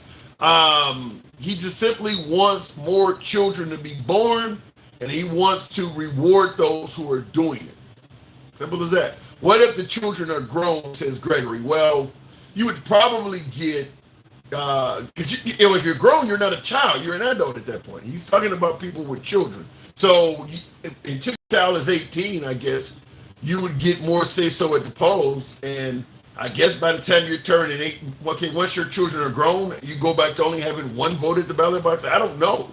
Otherwise, it could snowflake and really get out of control. If I have 5 children, meaning I get 6 votes at the ballot box, and then once my children are grown and they start having children, they all get more power, and I'm still keeping my 6, even though, oh my God, it would really get out of control. Hopefully, none of this makes a lot of sense in my humble opinion, and I can see how it could really get out of hand, but he's as serious as day here. This is not some CNN or MSNBC interpretation. You're watching the words come out of his mouth. He clearly said it. So we'll leave it at that. As a responsible adult who doesn't have dependents, children already get taxed more than those who responsibly had them. That is true also. That's a great point, Dick Bell or Ball. Dick Ball says, yeah, that's a good point, because you can get all kinds of child tax credits when you have children. So you're going to get more say-so at the ballot box. You're going to get more say-so at the ballot box because you have children. But then when it comes to actually funding this country through taxes, you get, now it's really backwards as hell. Yeah, that's a good point, Dick. That's a good point. Jay Holland, thank you for the support of the program, says, as a father, I have more vested interest in the future of this country than any person with no children. That's a hard fact. That is not a hard fact, Jay Holland. You don't know what that single person is doing. That single person may have served in war, damn it. You may be a father who has no damn job. And I don't know your situation personally, so I'm not using this as a personal attack to you. But you may be a father that is making no contributions to society other than that sperm you got rid of. You're going to tell me you, because you got several kids floating around, should have more say-so than maybe somebody that's fighting in war, that's 23 and doesn't have any children yet? You think you just simply having kids gives you more investment in this country than somebody who may be on the cusp of giving their damn life for it? That doesn't make sense. I don't get that. Everybody has a different story. I don't believe that if you have children, that automatically means you have more invested in this country. There's a lot of bad parents out there, by the way. Central Park 5, Janice White, we know about that story. They want to incentivize families to make the single people responsible for the bag that families created off the government dime. It doesn't sound good. Now, hopefully this doesn't happen. King Mo says, damn, Tim, calm down. I'm just simply saying, the idea that a parent has more invested in this country than somebody who doesn't have kids, flat out false. You don't know what the hell that person is doing for the country. I mean, you don't have to have kids to have done a hell. You could be somebody that is out there creating vaccines, creating all sorts of valuable patents. You don't know what the fuck somebody got going on to say because you're childish, you ain't doing more for the country. You don't have nothing invested in. I mean, this person may be out there inventing some shit that we're going to be still using 100 years from now. But because they don't have no kids, somebody else that has 3 or 4 kids should have more say-so at the ballot box. That's crazy. That is also, too, the problem with this is you start giving some people hierarchy over others. I mean, what happened if we are all created equal? Now all of a sudden you make a bunch of kids. Isn't this exactly what the right fought against when it came to welfare moms? You shouldn't get bigger benefits and shit because you just had more kids? But now all of a sudden they're okay with it when it turns into votes? This is exactly what the right often talks about. If you give them food stamps, they'll just have more kids to get more food stamps. Well, you're going to give them votes though, huh? You're going to give them votes. You don't want to give them any food stamps, you're going to give them votes. Wow. Look at it. Gen X, appreciate that super chat. What he's saying is normal family units should have more in this country than a bunch of tranny freaks, Jesus, trying to normalize degeneracy. Gen X, you never disappoint. All right, so you say normal family units. I guess that's the disclaimer because I had a way out of it. When you say normal, I guess you're going to assume that a transgender family is not normal. I'll leave it at that. But normal family units should have more say in this country than a bunch of transgender. Well, because you can be part of the LGBT community and raise some really good kids. I mean, Pete Buttigieg, now he's not transgender, but he's part of the LGBT community. Pete Buttigieg, they have children. So I don't believe that having children should give you hierarchy. I just don't. That's my opinion. Obviously, I'm at odds with some JD Vance or some MAGA supporters. Let me go back to the box, but real quick. Gen X, forget child support. Who said that? Jamie Mercado says, Jenny. Let me ask you guys by way of yes or no in the comments. I'll go to my next caller. By way of yes or no in the comments, how many of you folks agree with JD Vance? That if you have children, you have more investing in this country and you should have more say-so at the balance. By way of yes or no in the comments, how many of you folks agree with that? Yes or no? I just want to see real quick, impromptu poll. And Ed G, I'm MAGA, but wouldn't that just help the elite left and right because they can afford to have more children just to get more votes? Yes, it would. It would. A lot of no's on TikTok, on YouTube. I don't see anybody who said yes so far. No, I think everybody just about agrees that that's bad. I think that everybody just agrees. But my guess is most of you folks that are tuned in likely to be Christian, but probably not far right. Like, I think JD Vance, this is very far to the right what JD Vance is talking here, much further to the right than Trump, which is why some folks state that they have a bigger fear with Trump being 78 that if something happens to him, this guy would be our next president. I mean, he's clearly way to the right. That is very far right what he's talking about there. I totally get the idea, but could see where it wouldn't work. I can tell you one thing. Say what you want about what I'm about to say now, bringing race into this shit, but I guarantee that if you had some sister laying around popping out kids every damn year and she didn't have a job, you wouldn't want her having more votes. I guarantee if JD Vance gets his way on this shit, they'll soon amend it to exclude some people. It's a whole lot of kids born in the hood. I guarantee they ain't gonna want them folks to have more say-so at the ballot box. Sounds good right now, but if he actually gets his wish, I guarantee amendments will be soon to fall. Gen Xer, Pete Buttigieg is a degenerate freak. Gen X, you don't like the LGBT community. I get it. The crazy part is he actually thinks people believe this way. He believes the majority of people. I think a lot of folks on the right, I don't think most folks on the right believe what JD Vance is saying. But I do believe that if JD Vance got his way, most folks on the right would not protest it. Just like Trump is saying he is not for a federal ban on a woman's right to choose. I think a lot of folks on the right probably agree with that, because you see what happens in right-wing states when they put it up for a vote. They vote to give a woman some type of ability to choose. So I don't believe most folks on the right believe in a federal ban. But if a federal ban got through, I don't think most folks on the right would complain about it at all. That's how I think. And that's how most of our far-right policies in this country's history have went down. Most people are not for a lot of that stuff. A lot of the oppression and things we've had in this country, most of the country was not for it. They just didn't say a damn thing about it when it was happening in their face. I think Martin Luther King said it best. All it takes for evil to exist is for good men to stand by and do nothing. And I think that would be the case in this. Truth is irony. One of my friends at the program, a subscriber. Good evening, Truth. Welcome to the program. Truth. Somebody said JD Vance is probably on the down low, says Billy Well. All right. So what do you think? So do you agree with JD stands for? Go ahead. You know what the JD stands for? No, I don't. Just dumb. Just don't? It's just dumb. Just dumb. Just dumb, like a dummy. Yeah. So I'm assuming you don't agree with him. I don't agree with anything JD Vance says, bro. Well, he might be your next president. I don't think so. Well, if Trump gets in there at 78. Yeah, but man, Trump is gonna live in his 90s, bro. We can't count on him dying. He ain't going nowhere.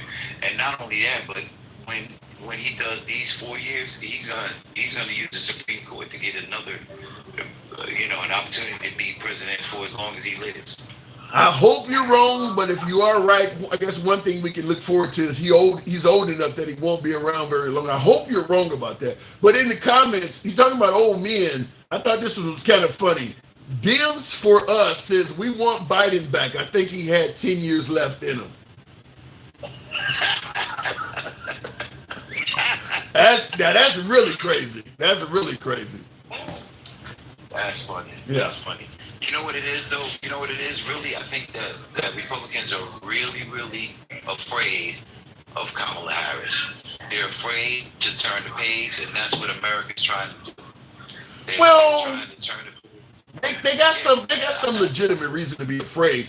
I think the Democrats at this point are promoting an American society that they totally disagree with, such as they're not a fan of the gains of the LGBT community, and we know if Kamala Harris wins, the LGBT community will continue to progress. They want regress for that. Same thing with the Supreme Court. I think there's a real chance that if Kamala Harris wins, they may pack the court or do something because it's gotten out of hand. It's went too far to the right.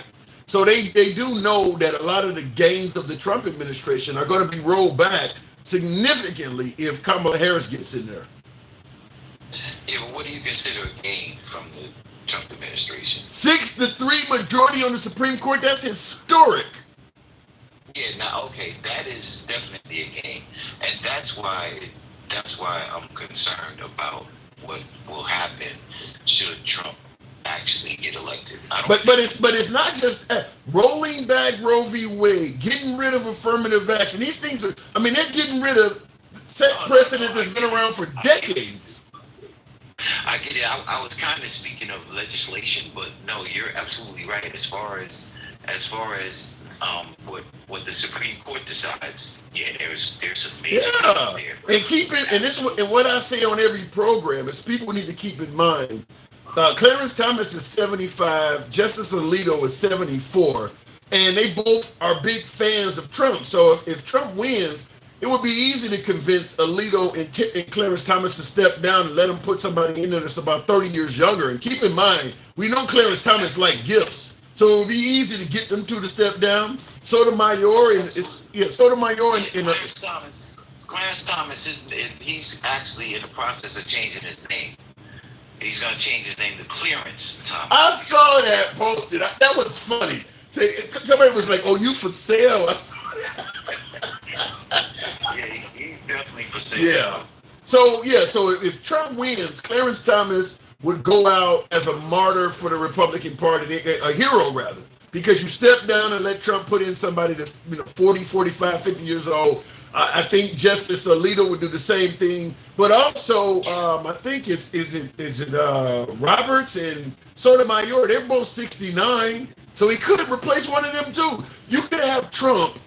Right now Trump's already appointed 3, and I do feel confident he would get to replace Alito and Thomas. That would give him 5. Absolutely. So you got one man that put 5 people on the court. He the bomb. He's a boss. And if he wins, I guarantee you that Joe Biden and the Democrats will rush through a replacement for I'm trying to think of the judge that is a little sickly. She's a Democrat. I can't remember her name. She got diabetes. Sotomayor. Yeah, her. So they will rush that through so that he couldn't replace her should something happen. Well, hopefully she doesn't do a Ruth Bader Ginsburg, because Ruth Bader Ginsburg is responsible.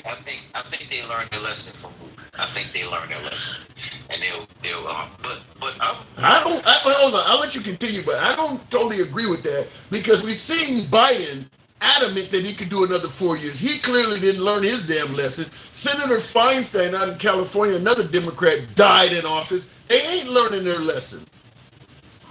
Well, yeah, okay, that's a other than there's a couple of ways you can look at what happened with Joe Biden. You can look at it as being excellent strategy and Joe Biden playing chess. If he did that, if he waited till after the RNC, then he should be celebrated for that. But I'm not for sure he did that. People are giving him that credit. If he did it, then if he did that and Kamala Harris wins, he's a hero to the Democratic Party. So I think that the energy that's out there now, it's a negative energy on the Republican side. Everything is, America's terrible. Donald Trump said if he doesn't win, the stock market is going to crash. We're going to get to World War III. You're not going to have a country, all of these negative things. Meanwhile, on the other side of the aisle, they're talking about joy. No, I got to stop you. You and I just had a conversation about how right things will go if Trump wins. The Democrats are talking doom and gloom too. They're joyous in terms of how unified they are, but just like the right is saying that just like the right is saying Biden, or if Kamala gets elected, we're gonna have World War III and a depression. The Democrats are saying that if you're gonna have an Handmaid's Tale, they're talking doom and gloom too. No, but the difference is the Democrats are merely repeating stuff that the Republicans have said. They're not making stuff up, and no. Kamala Harris hasn't said, you know what, when I get in, I'm starting World War III. She hasn't, said anything even close. So she hasn't said that if she gets in, she's going to take everybody's gun. This is what they're making up. They're throwing these lies out there to just inspire fear in their base so that they come out and vote. Meanwhile, what the Democrats really are talking about is progress. They're talking about not going back. They're talking about moving forward. And that's the difference. That's why there's energy. That's why there's joy. And there was a count done in the Democratic DNC. The word joy was used over 100 times. In the RNC, 5 times. So you tell me which party is got the energy, which party is promoting positive energy. They're talking about MAGA sincerely wants to go back to to the time when you and I, when you were talking about those green votes. Yeah. When people were allowed to discriminate against you with no penalty. Like, let me just say,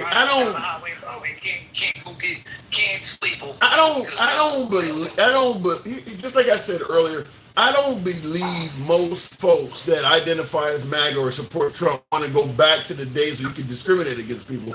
However, I do believe that if for some reason a state government did it, they would be the last group that would protest it. So I don't think that because that's what was happening. That's what was happening when it was actually taking place. There's a lot of people were not fans of it, but they weren't going to protest or try to stop it. So here's where I push back on that.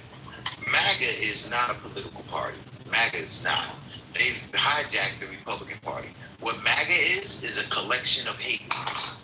Every single hate group in America, they vote MAGA. You talk about it, the Triple K, the white supremacists, the Oath Keepers, the Proud Boys, every one of them, they vote MAGA. And the Republicans, unfortunately, the ones that are conservative, truly, are for conservative and family values, they're just too quiet and they're afraid of the backlash from speaking out against MAGA. But now you have some Republicans that are coming. You just had a general come out and support Kamala Harris, who never supported anyone in his entire career. So people are kind of jumping that line where everybody, the Republicans are trying to, stay together and continue to get their party. But the party of law and order is now supporting a guy with 34 felony convictions. Yeah, I got a cop. Makes sense. Yeah, I got a cop that certainly voted for Trump the last 2 times. That regularly comes on the program, and he likes Trump's policies. And he said, as a police officer, I can't vote for somebody that has a felony. He said that. He's like, I really like Trump, but he's like, I'm a cop. How do I look voting for a felon? So I'll leave it at that. I do got to move it on, but you said MAGA is a collection of hate groups. Yeah, that's what they are. Yeah. Wow. And before I've come on here and told you that MAGA is addled, most of them are remedial, and the ones that aren't remedial are racist. Yeah, that's what I believe. I'm telling you right now, I believe most of MAGA rode the short bus. Oh my God. I don't know about all that. Jesus. And I see Gen Xer responded by saying, we are not a fucking hate group, asshole. He's a Proud Boy, by the way. Gen X is the Proud Boy. He's saying we're not a hate group. So of course he's going to say that. Of course he is. I would love to get a one-on-one with Gen X because he seems to be intelligent enough, but I think he's in that Republican silo where they only get the Fox News feed. I think Gen X gets Fox News intravenously. I don't even think he has to watch. I'll tell you something. If Gen X was on it, because he's on the YouTube side, if he was on here, I would put him on. I got a timer up there. I'd give him 5 minutes. Gen X, if you come on the YouTube, if you come on the TikTok side, just for the sake, I don't normally put 2 guests on at once, but I give you guys 5 minutes to speak with each other. We got the time. I just want to see, because Gen X is outspoken. He don't take no shit. Gen X does. I've heard him on your show before. Yeah, Gen X. I know where he comes from. Yeah, I do. I know where he comes from. All right, okay, you ready to speak to him? I'm ready. All right, okay. Let me reset the timer behind me. 5 minutes. I don't want this to get out of hand, but I am going to bring up the one and only Gen X. Gen X, good evening. Good evening. All right, you guys talk it out. Say, exchange pleasantries. Well, I don't see him anymore, but Oh, he dropped out. He came and went. What happened? He came in and went. I don't know. I don't see him on my screen anymore. Yeah, he was here and he dropped out. What I did see him for a moment. Yeah, I did see him for a moment. Yeah, he was there. Okay, let me try it again. Okay, let me see if it that's weird.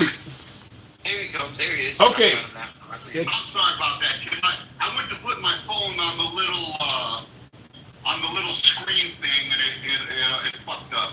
All right. Well, now we know you didn't run. Go ahead and exchange pleasantries.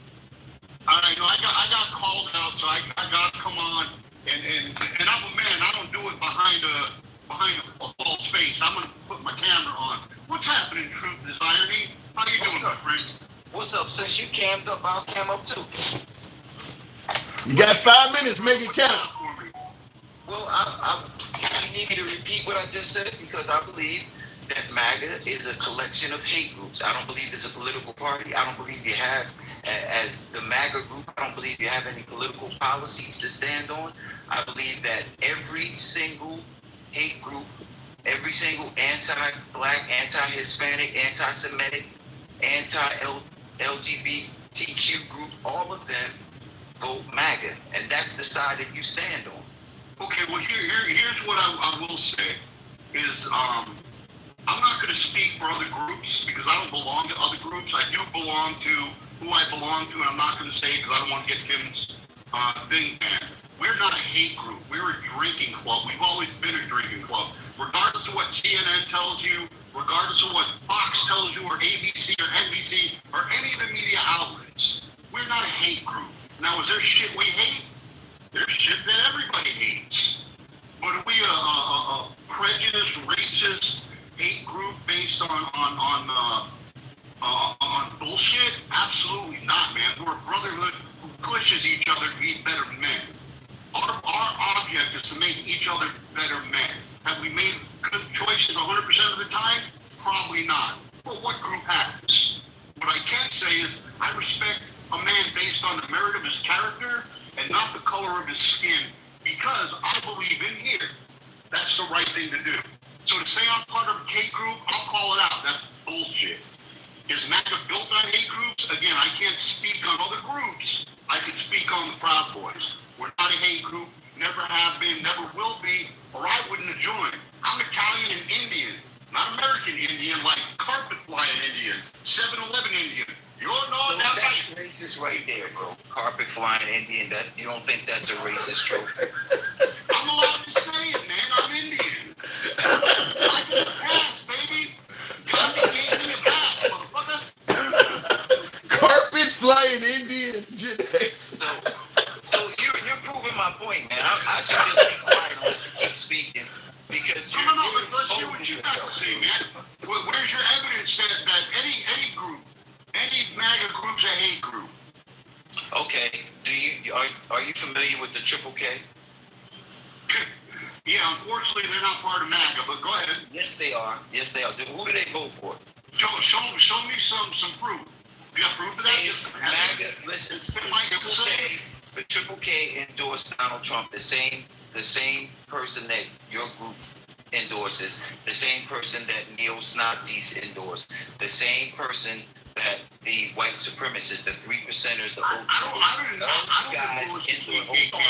on. All of you guys endorse the same candidate. There's a reason for that. And it's not because you guys want to get together and hold hands and sing Kumbaya. It's because you each hate the same people that the rest of you hate. That's why you get behind Donald Trump, because you feel that he hates those people that you hate. Show me some proof. Show me some proof that anybody other. I'll concede that. I'll give you. KKK is a hate group. I'll give you that. I won't even argue that. That's asinine to do so. I will give you circumstantial evidence. The circumstantial evidence is January 6th. Did all of you guys, all of those groups, get together on January 6th and attack the Capitol? And those of you who are supposed to be, you said you're drinking buddies and you stand up for all of these things, then how come your guys attack police officers, hit them with flagpoles, and some of your guys carry, what do you call those, clip ties or whatever to tie people up? There was a gallows built, all of that. If you really were a patriot and you saw that, you would have stepped in and helped and assisted the police rather than continue with the onslaught of the Capitol. Are you done? I'm done. Okay, I wanted to show you equal respect because you gave me a chance to talk, so I want to let you go ahead and finish. Well, if you like, I'll give you a cue when I'm finished up, but I'm done right for that moment. I'm done. No, I just waited. I'm a patient man. I would challenge this.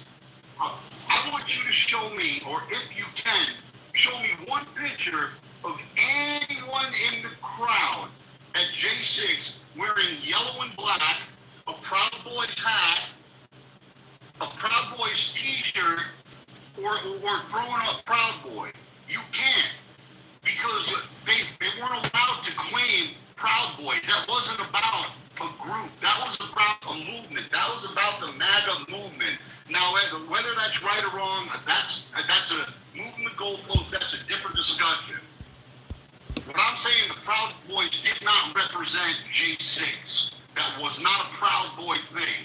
That was a MAGA thing. That was a Trump supporter thing. Again, whether they were right or wrong, that's between them and God, and a completely different discussion. But to sit here and say that Proud Boys are racist, that we were part of the whole pushing the J6 thing with the Minutemen, not the Minutemen, but whoever that other fucking militia is, I forget their name. I could try. Are you talking about the old keeper? Let me interrupt you to say this. I'm gonna have to, because I gave you guys 5, but I want to say this real quick. You do, Gen X, you do know the Proud Boys got the leader of the Proud Boys. They're claiming, was he not a leader? Because he got 22 years in prison for J6. And it was Hold on, hang on. Let me hear Gen X. He's a great white supremacist. He's black Cuban. But what a convenient white supremacy is. But well, wait, hold on a second. Hold on. Now you're saying he's black and Cuban. I mean, what was the guy named George Zimmerman? He's Hispanic, but at the end of the day, as long as you take out my enemy, nobody cares. I mean, George Zimmerman was treated like a white guy. So the idea that the Proud Boys guy is Cuban and all of this doesn't matter. If you're working for the cause, you're working for the cause. I want to address somebody in your chat. A lot of Proud Boys are MAGA and conservatives, but surprisingly enough, not all Proud Boys are Trump supporters. In fact, in my own chapter, there's people that don't like Trump. So that's not true. Don't believe that. So you're saying that a couple of the people that are in your group have half a brain then.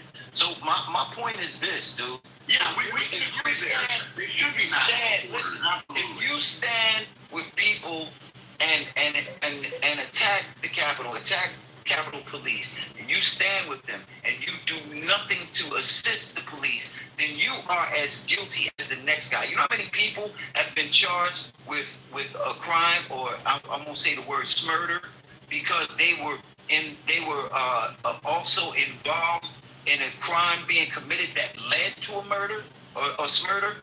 That this is how the law works. So the guy, your leader, Enrico Tarrio, he was arrested not just for, I don't even think he was there. at the Capitol that day. He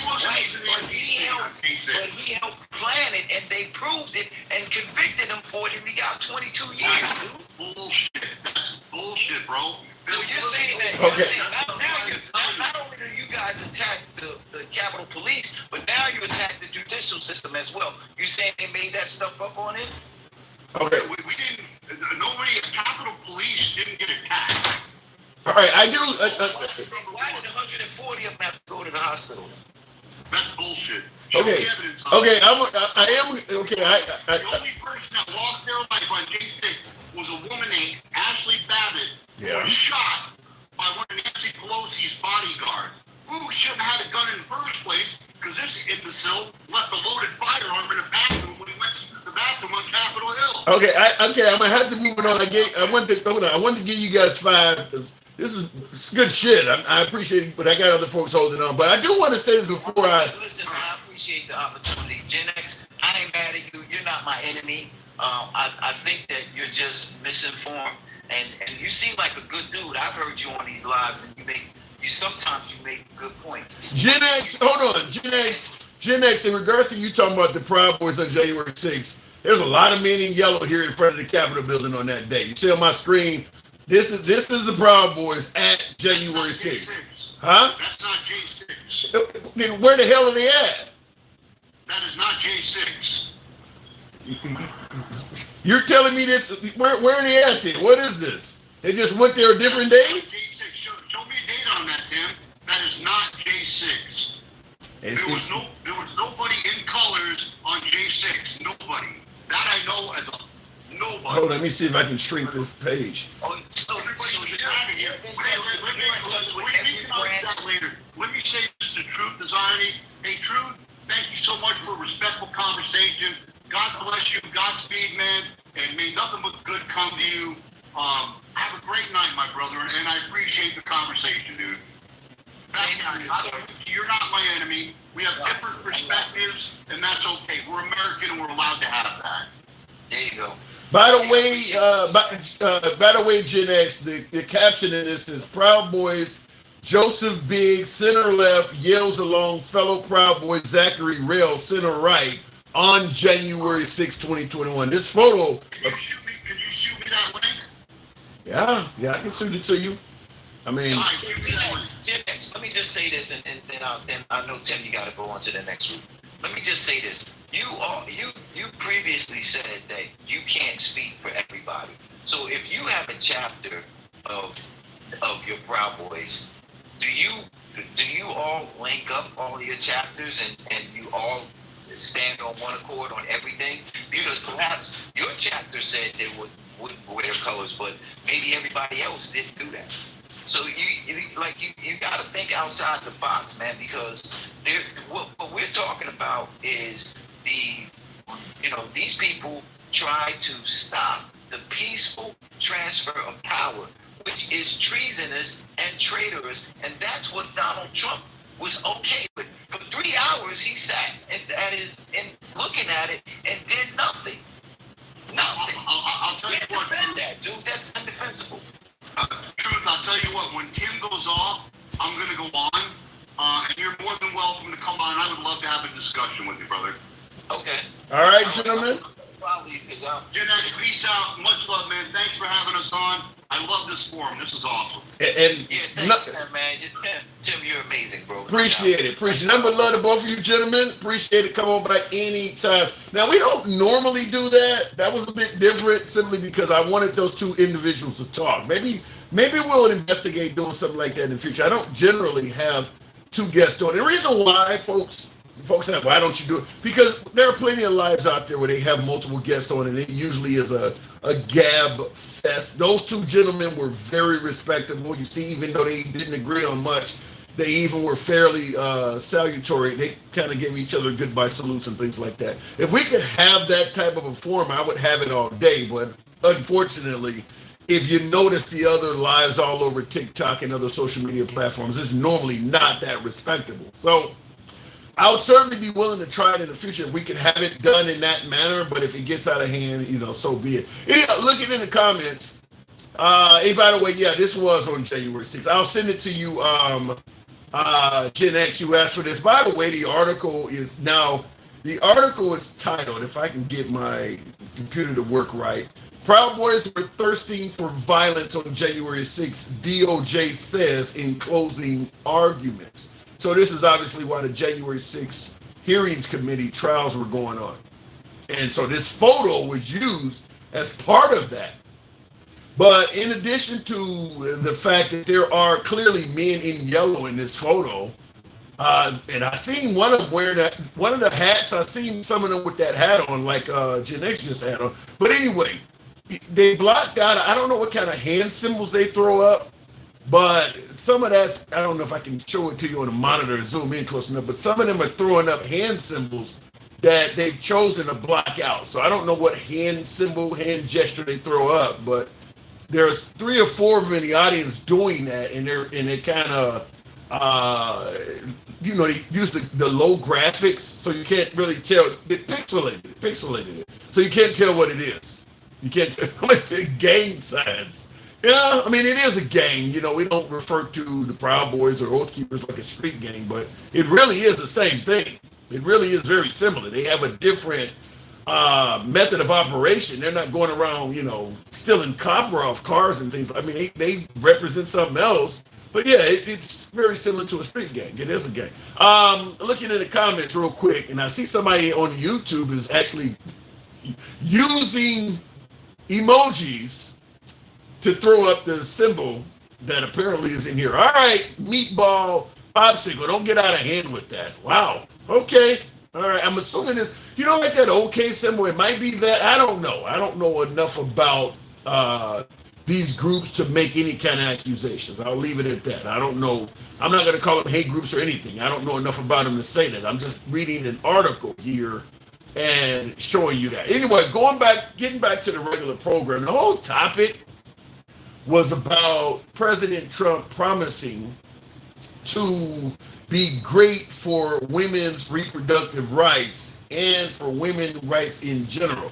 And I'm going to ask you folks, I haven't asked in a while, tap the screen, get the likes up to about 120,000, smash that like button on YouTube. Maybe we can get close to 200, maybe. If you enjoy civilized dialogue from all sides of the aisle, you are in the right place. As you can tell, we don't block, ban, or censor anyone. We allow everyone to speak.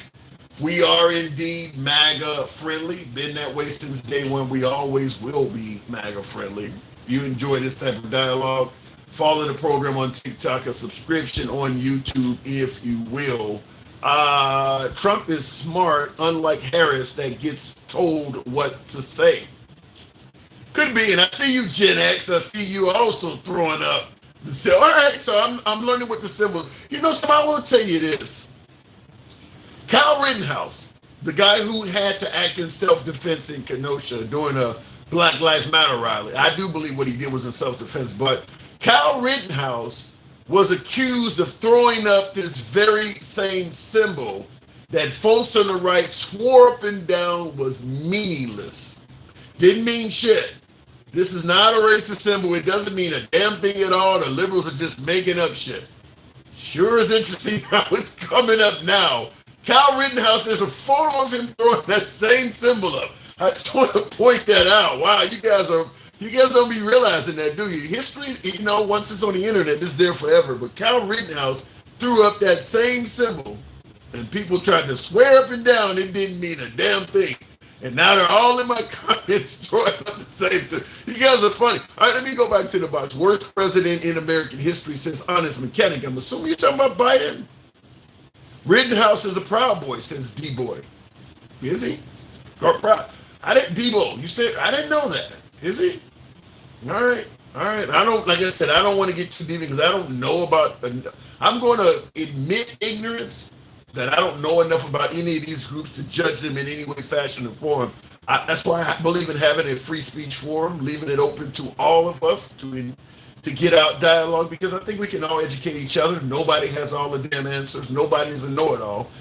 That's why I don't talk down to guests. That's why I let people speak from all sides of the aisle, because some folks may educate you or become educated. That's how the program works. Joe Biden is Kamala Harris's illegitimate father. Oh my Lord! Who said that? That's crazy, but okay. Kaylee. All right, let me go back to the box. Continuing on with the program, Joe Biden is Gregory, one of my subscribers. Wow. Joe Biden is Kamala Harris's illegitimate dad. You hear something new every day. Twain, good evening. Twain, are you there? All right, apparently Twain is away from the mic. We'll continue the program on. Joe Biden. God, that's funny though. Joe Biden is Kamala Harris's illegitimate dad. The shit you hear in the program. Another subscriber in Gregory. Thinking about Gregory Hines for some reason from the 80s. Gregory, good evening. Hey Tim, what's up? Hey, not much at all. So President Trump is promising that if he is elected, he's going to be great for women's rights and women's reproductive health. What say you? Oh yeah, sure he will. He's so great for it. What do you mean? Explain. Yeah, no, he's gonna be so great for it. He's gonna take it all away, make them stand in front of the stove like where they belong in the kitchen, with their aprons on, their bare feet. And if you have a child and you don't want it, well, too bad you asked for it. It was what you were wearing in the kitchen, and you know. Do you really believe he'll be that bad? So obviously people are going to go straight to the extremes for every side, left or right. True. So obviously, I don't think it's going to be that bad. I do think it's an extreme. Do I think it's wholeheartedly incorrect? No. So let me just say it like this. So you do believe, at least to some degree, Trump is going to curtail some of the gains of women, some of the equality, some of the rights. You do believe he's going to roll back their lives a little bit, at least. No, he's not doing anything. It's states' rights.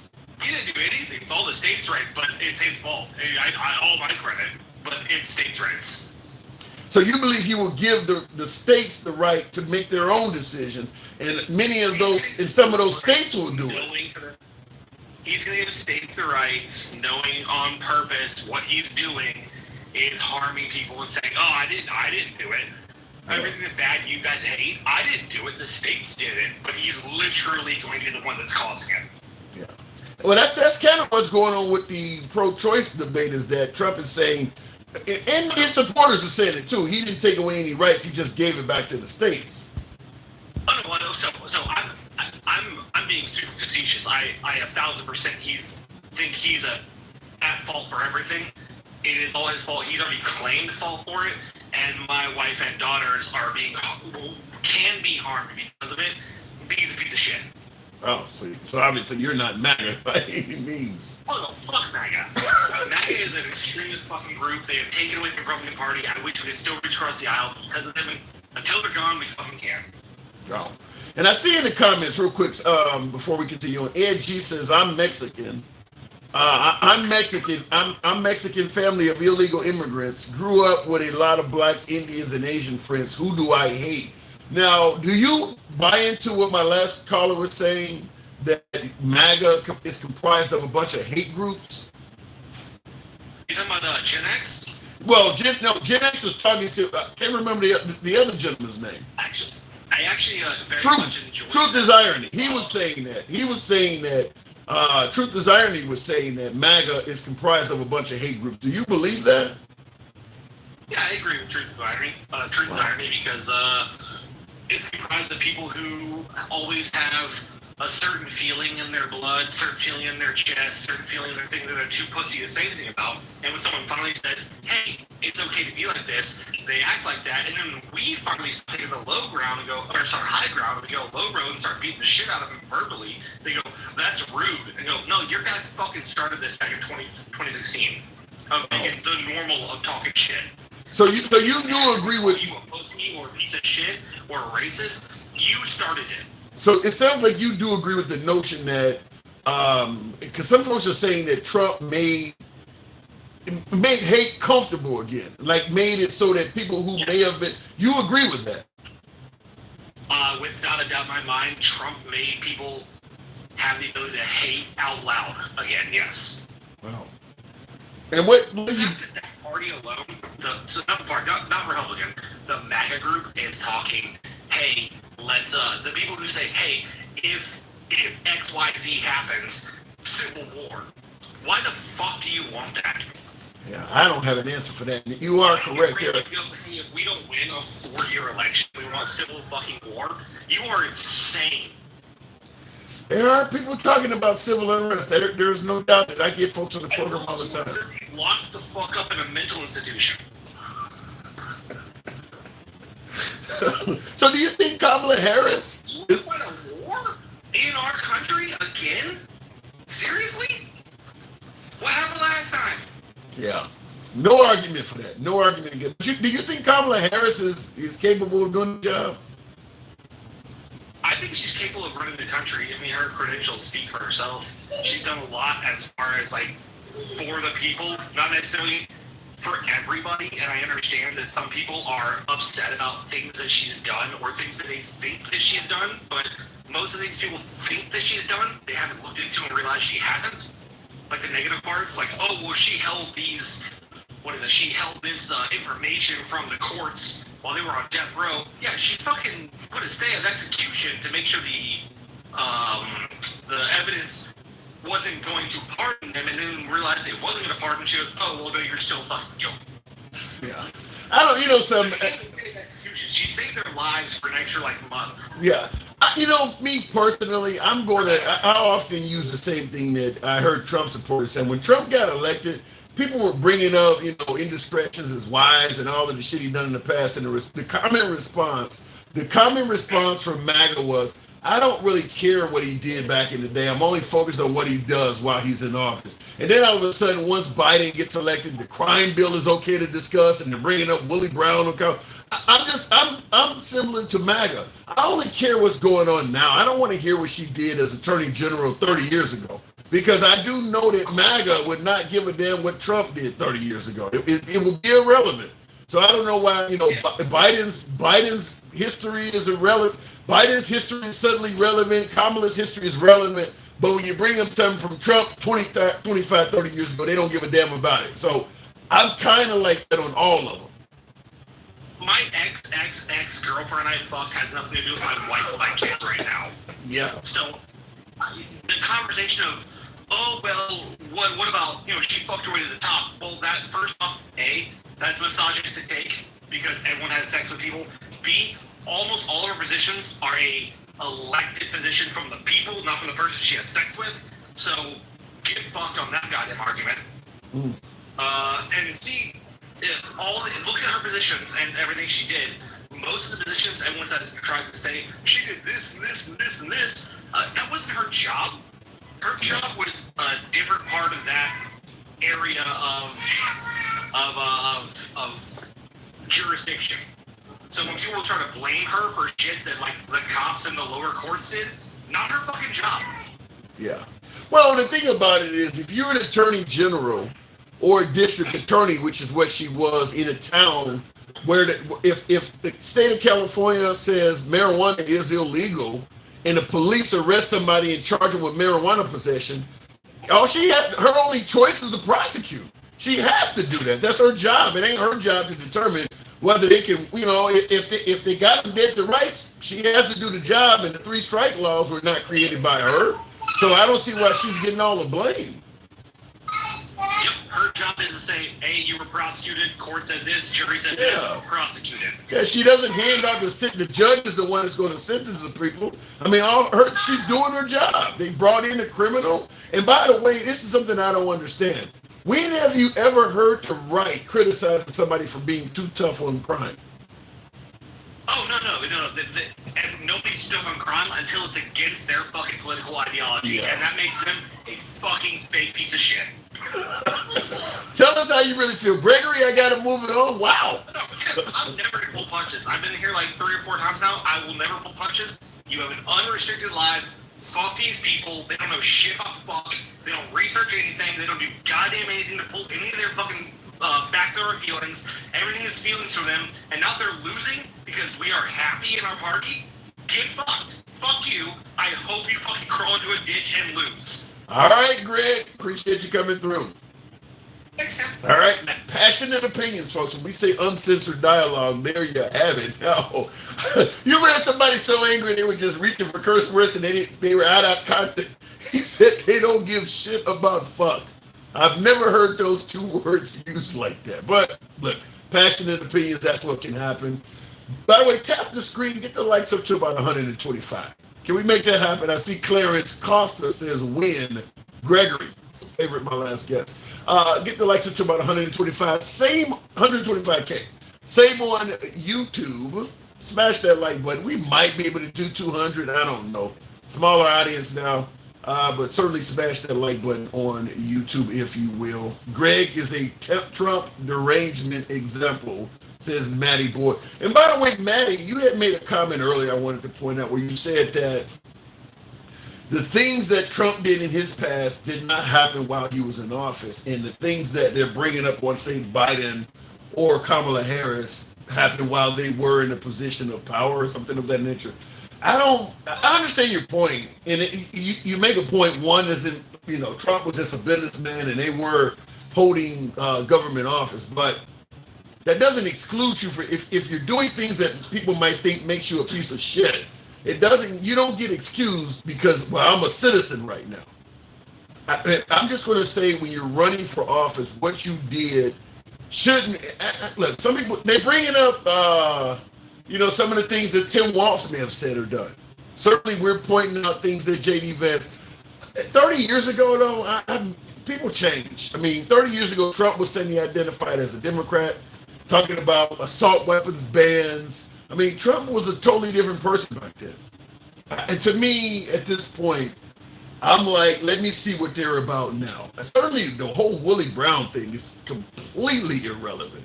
That, if there is one thing that I heard come up on Kamala Harris, that is flat out irrelevant. That she slept with this dude. The dude is like 90 now, and he's on television discussing how he what he thinks about her. Who gives a fuck? I see folks in the comments like, "Oh, ask Willie Brown's wife what she thinks of her." This is like a 30, 40-year affair. It is completely irrelevant now. You don't think Trump stole somebody's woman 30 years ago? Who cares? Look. If Kamala Harris is not the right woman for the job, we can say that. If her policies suck, if she's going to destroy America, if you believe that, we can certainly say that. But bringing up Willie Brown is irrelevant. It's completely irrelevant. It means nothing in my opinion. Looking at the comments real quick. Why does everyone have Trump derangement syndrome? Why does everybody have Trump derangement syndrome? Couldn't Trump be a piece of shit? Well, let me say this in regards to that. Trump derangement syndrome is easy to describe. Trump derangement syndrome means you are someone who does not like Trump and you speak of him often. If you are someone who does like Trump and speaks of him often, you'll never be referred to as having Trump derangement syndrome. You can get Trump's name tattooed on your body and you'll never be accused of having Trump derangement syndrome. You can have his name plastered on the hood of your car, flags all hanging out the back of your pickup truck. Everything about your life says Trump. T-shirts, shoes, you name it. You'll never be accused of having Trump derangement syndrome. Trump derangement syndrome is exclusively for people who do not like Trump. It's as simple as that. Looking in the comments, it's because they are not just bigots, they are misogynistic too. Damn. We absolutely should look at the personal side and past. We should see if they grow, change, or improve. Well, if you want to suggest that, misogyny, at least from a Trump standpoint, he ain't improved on that at all. We know he was hanging around with Hugh Hefner and all of them at the Playboy Mansion, and then you got tapes later on in history, later on with him saying grabbing women by the you-know-what. He's been doing that his whole life. So he ain't improved in that area. That man likes to have fun. Now he's almost 80. He's kind of out of the game now, but most of Trump's life, he was dominating women. I don't think that's even up for debate. We all know who the deranged ones are by the red hats. Yikes. I've heard folks make all kinds of references of how this hat is going to go down in history. Up to and including saying it's going to go by way of the Confederate flag, like this hat's going to be a symbol of racism. I've heard you say some wild stuff about the MAGA hat. We'll see. Some of that's kind of frightening, though. What happened with the Epstein files? I think there's a lot of prominent members of society on all sides of the political spectrum that don't want you to know exactly what was going on with Epstein. A hood replacement. That's what the MAGA hat's going to be. Get rid of the white hood and put on a. Damn, you're gonna make it to the point where it's not safe to even wear a Cincinnati Reds hat. Any red hat with white lettering now is gonna be suspect. Wow. Hopefully you're wrong. Hopefully. Anyhow, folks, I do appreciate, as always, the support of the program, the 125,000. The live streams, the 1 p.m. slot we normally have, some work obligations and things like that has made it hard to maintain that time slot. So we may start having more lives in the evening and later in the afternoon. I do appreciate you folks that always do follow the program, show the program some love, tap the screen, all of that good stuff. Thank you as well. However, we'll see if we can get it, because I like consistency. So the time slot where we're always on, you know we're here. You can come in here, talk your shit, criticize the host, celebrate the host, whatever the case may be. Friend or foe, you know you're always welcome here, always uncensored. But until then, I'll see you guys tomorrow. It is your boy Tim, the handsome liberal. Get some rest. Take care. And the same with you folks on YouTube. I wanted to address, I don't think there was a super chat in there, was it? I saw that from Ed G. What did I see? I wanted to address Kamala, the amazing border czar, left wide open. Now wants to close it like she cannot. You know, poopy, what does that say? Poopy situations, damn. Great name, but I want to tell you this. When you say that Kamala Harris was known as the border czar, which I'm not going to deny it. She fucked up on the border. But anyway, Kamala Harris, the border czar, left it wide open, and now she wants to close it. That sounds very similar to Trump being responsible for all of these abortion bans, suggesting that he's going to be great for women's reproductive rights. Sounds very similar to what you just said. It is indeed your boy Tim, the handsome liberal. I'll catch you tomorrow.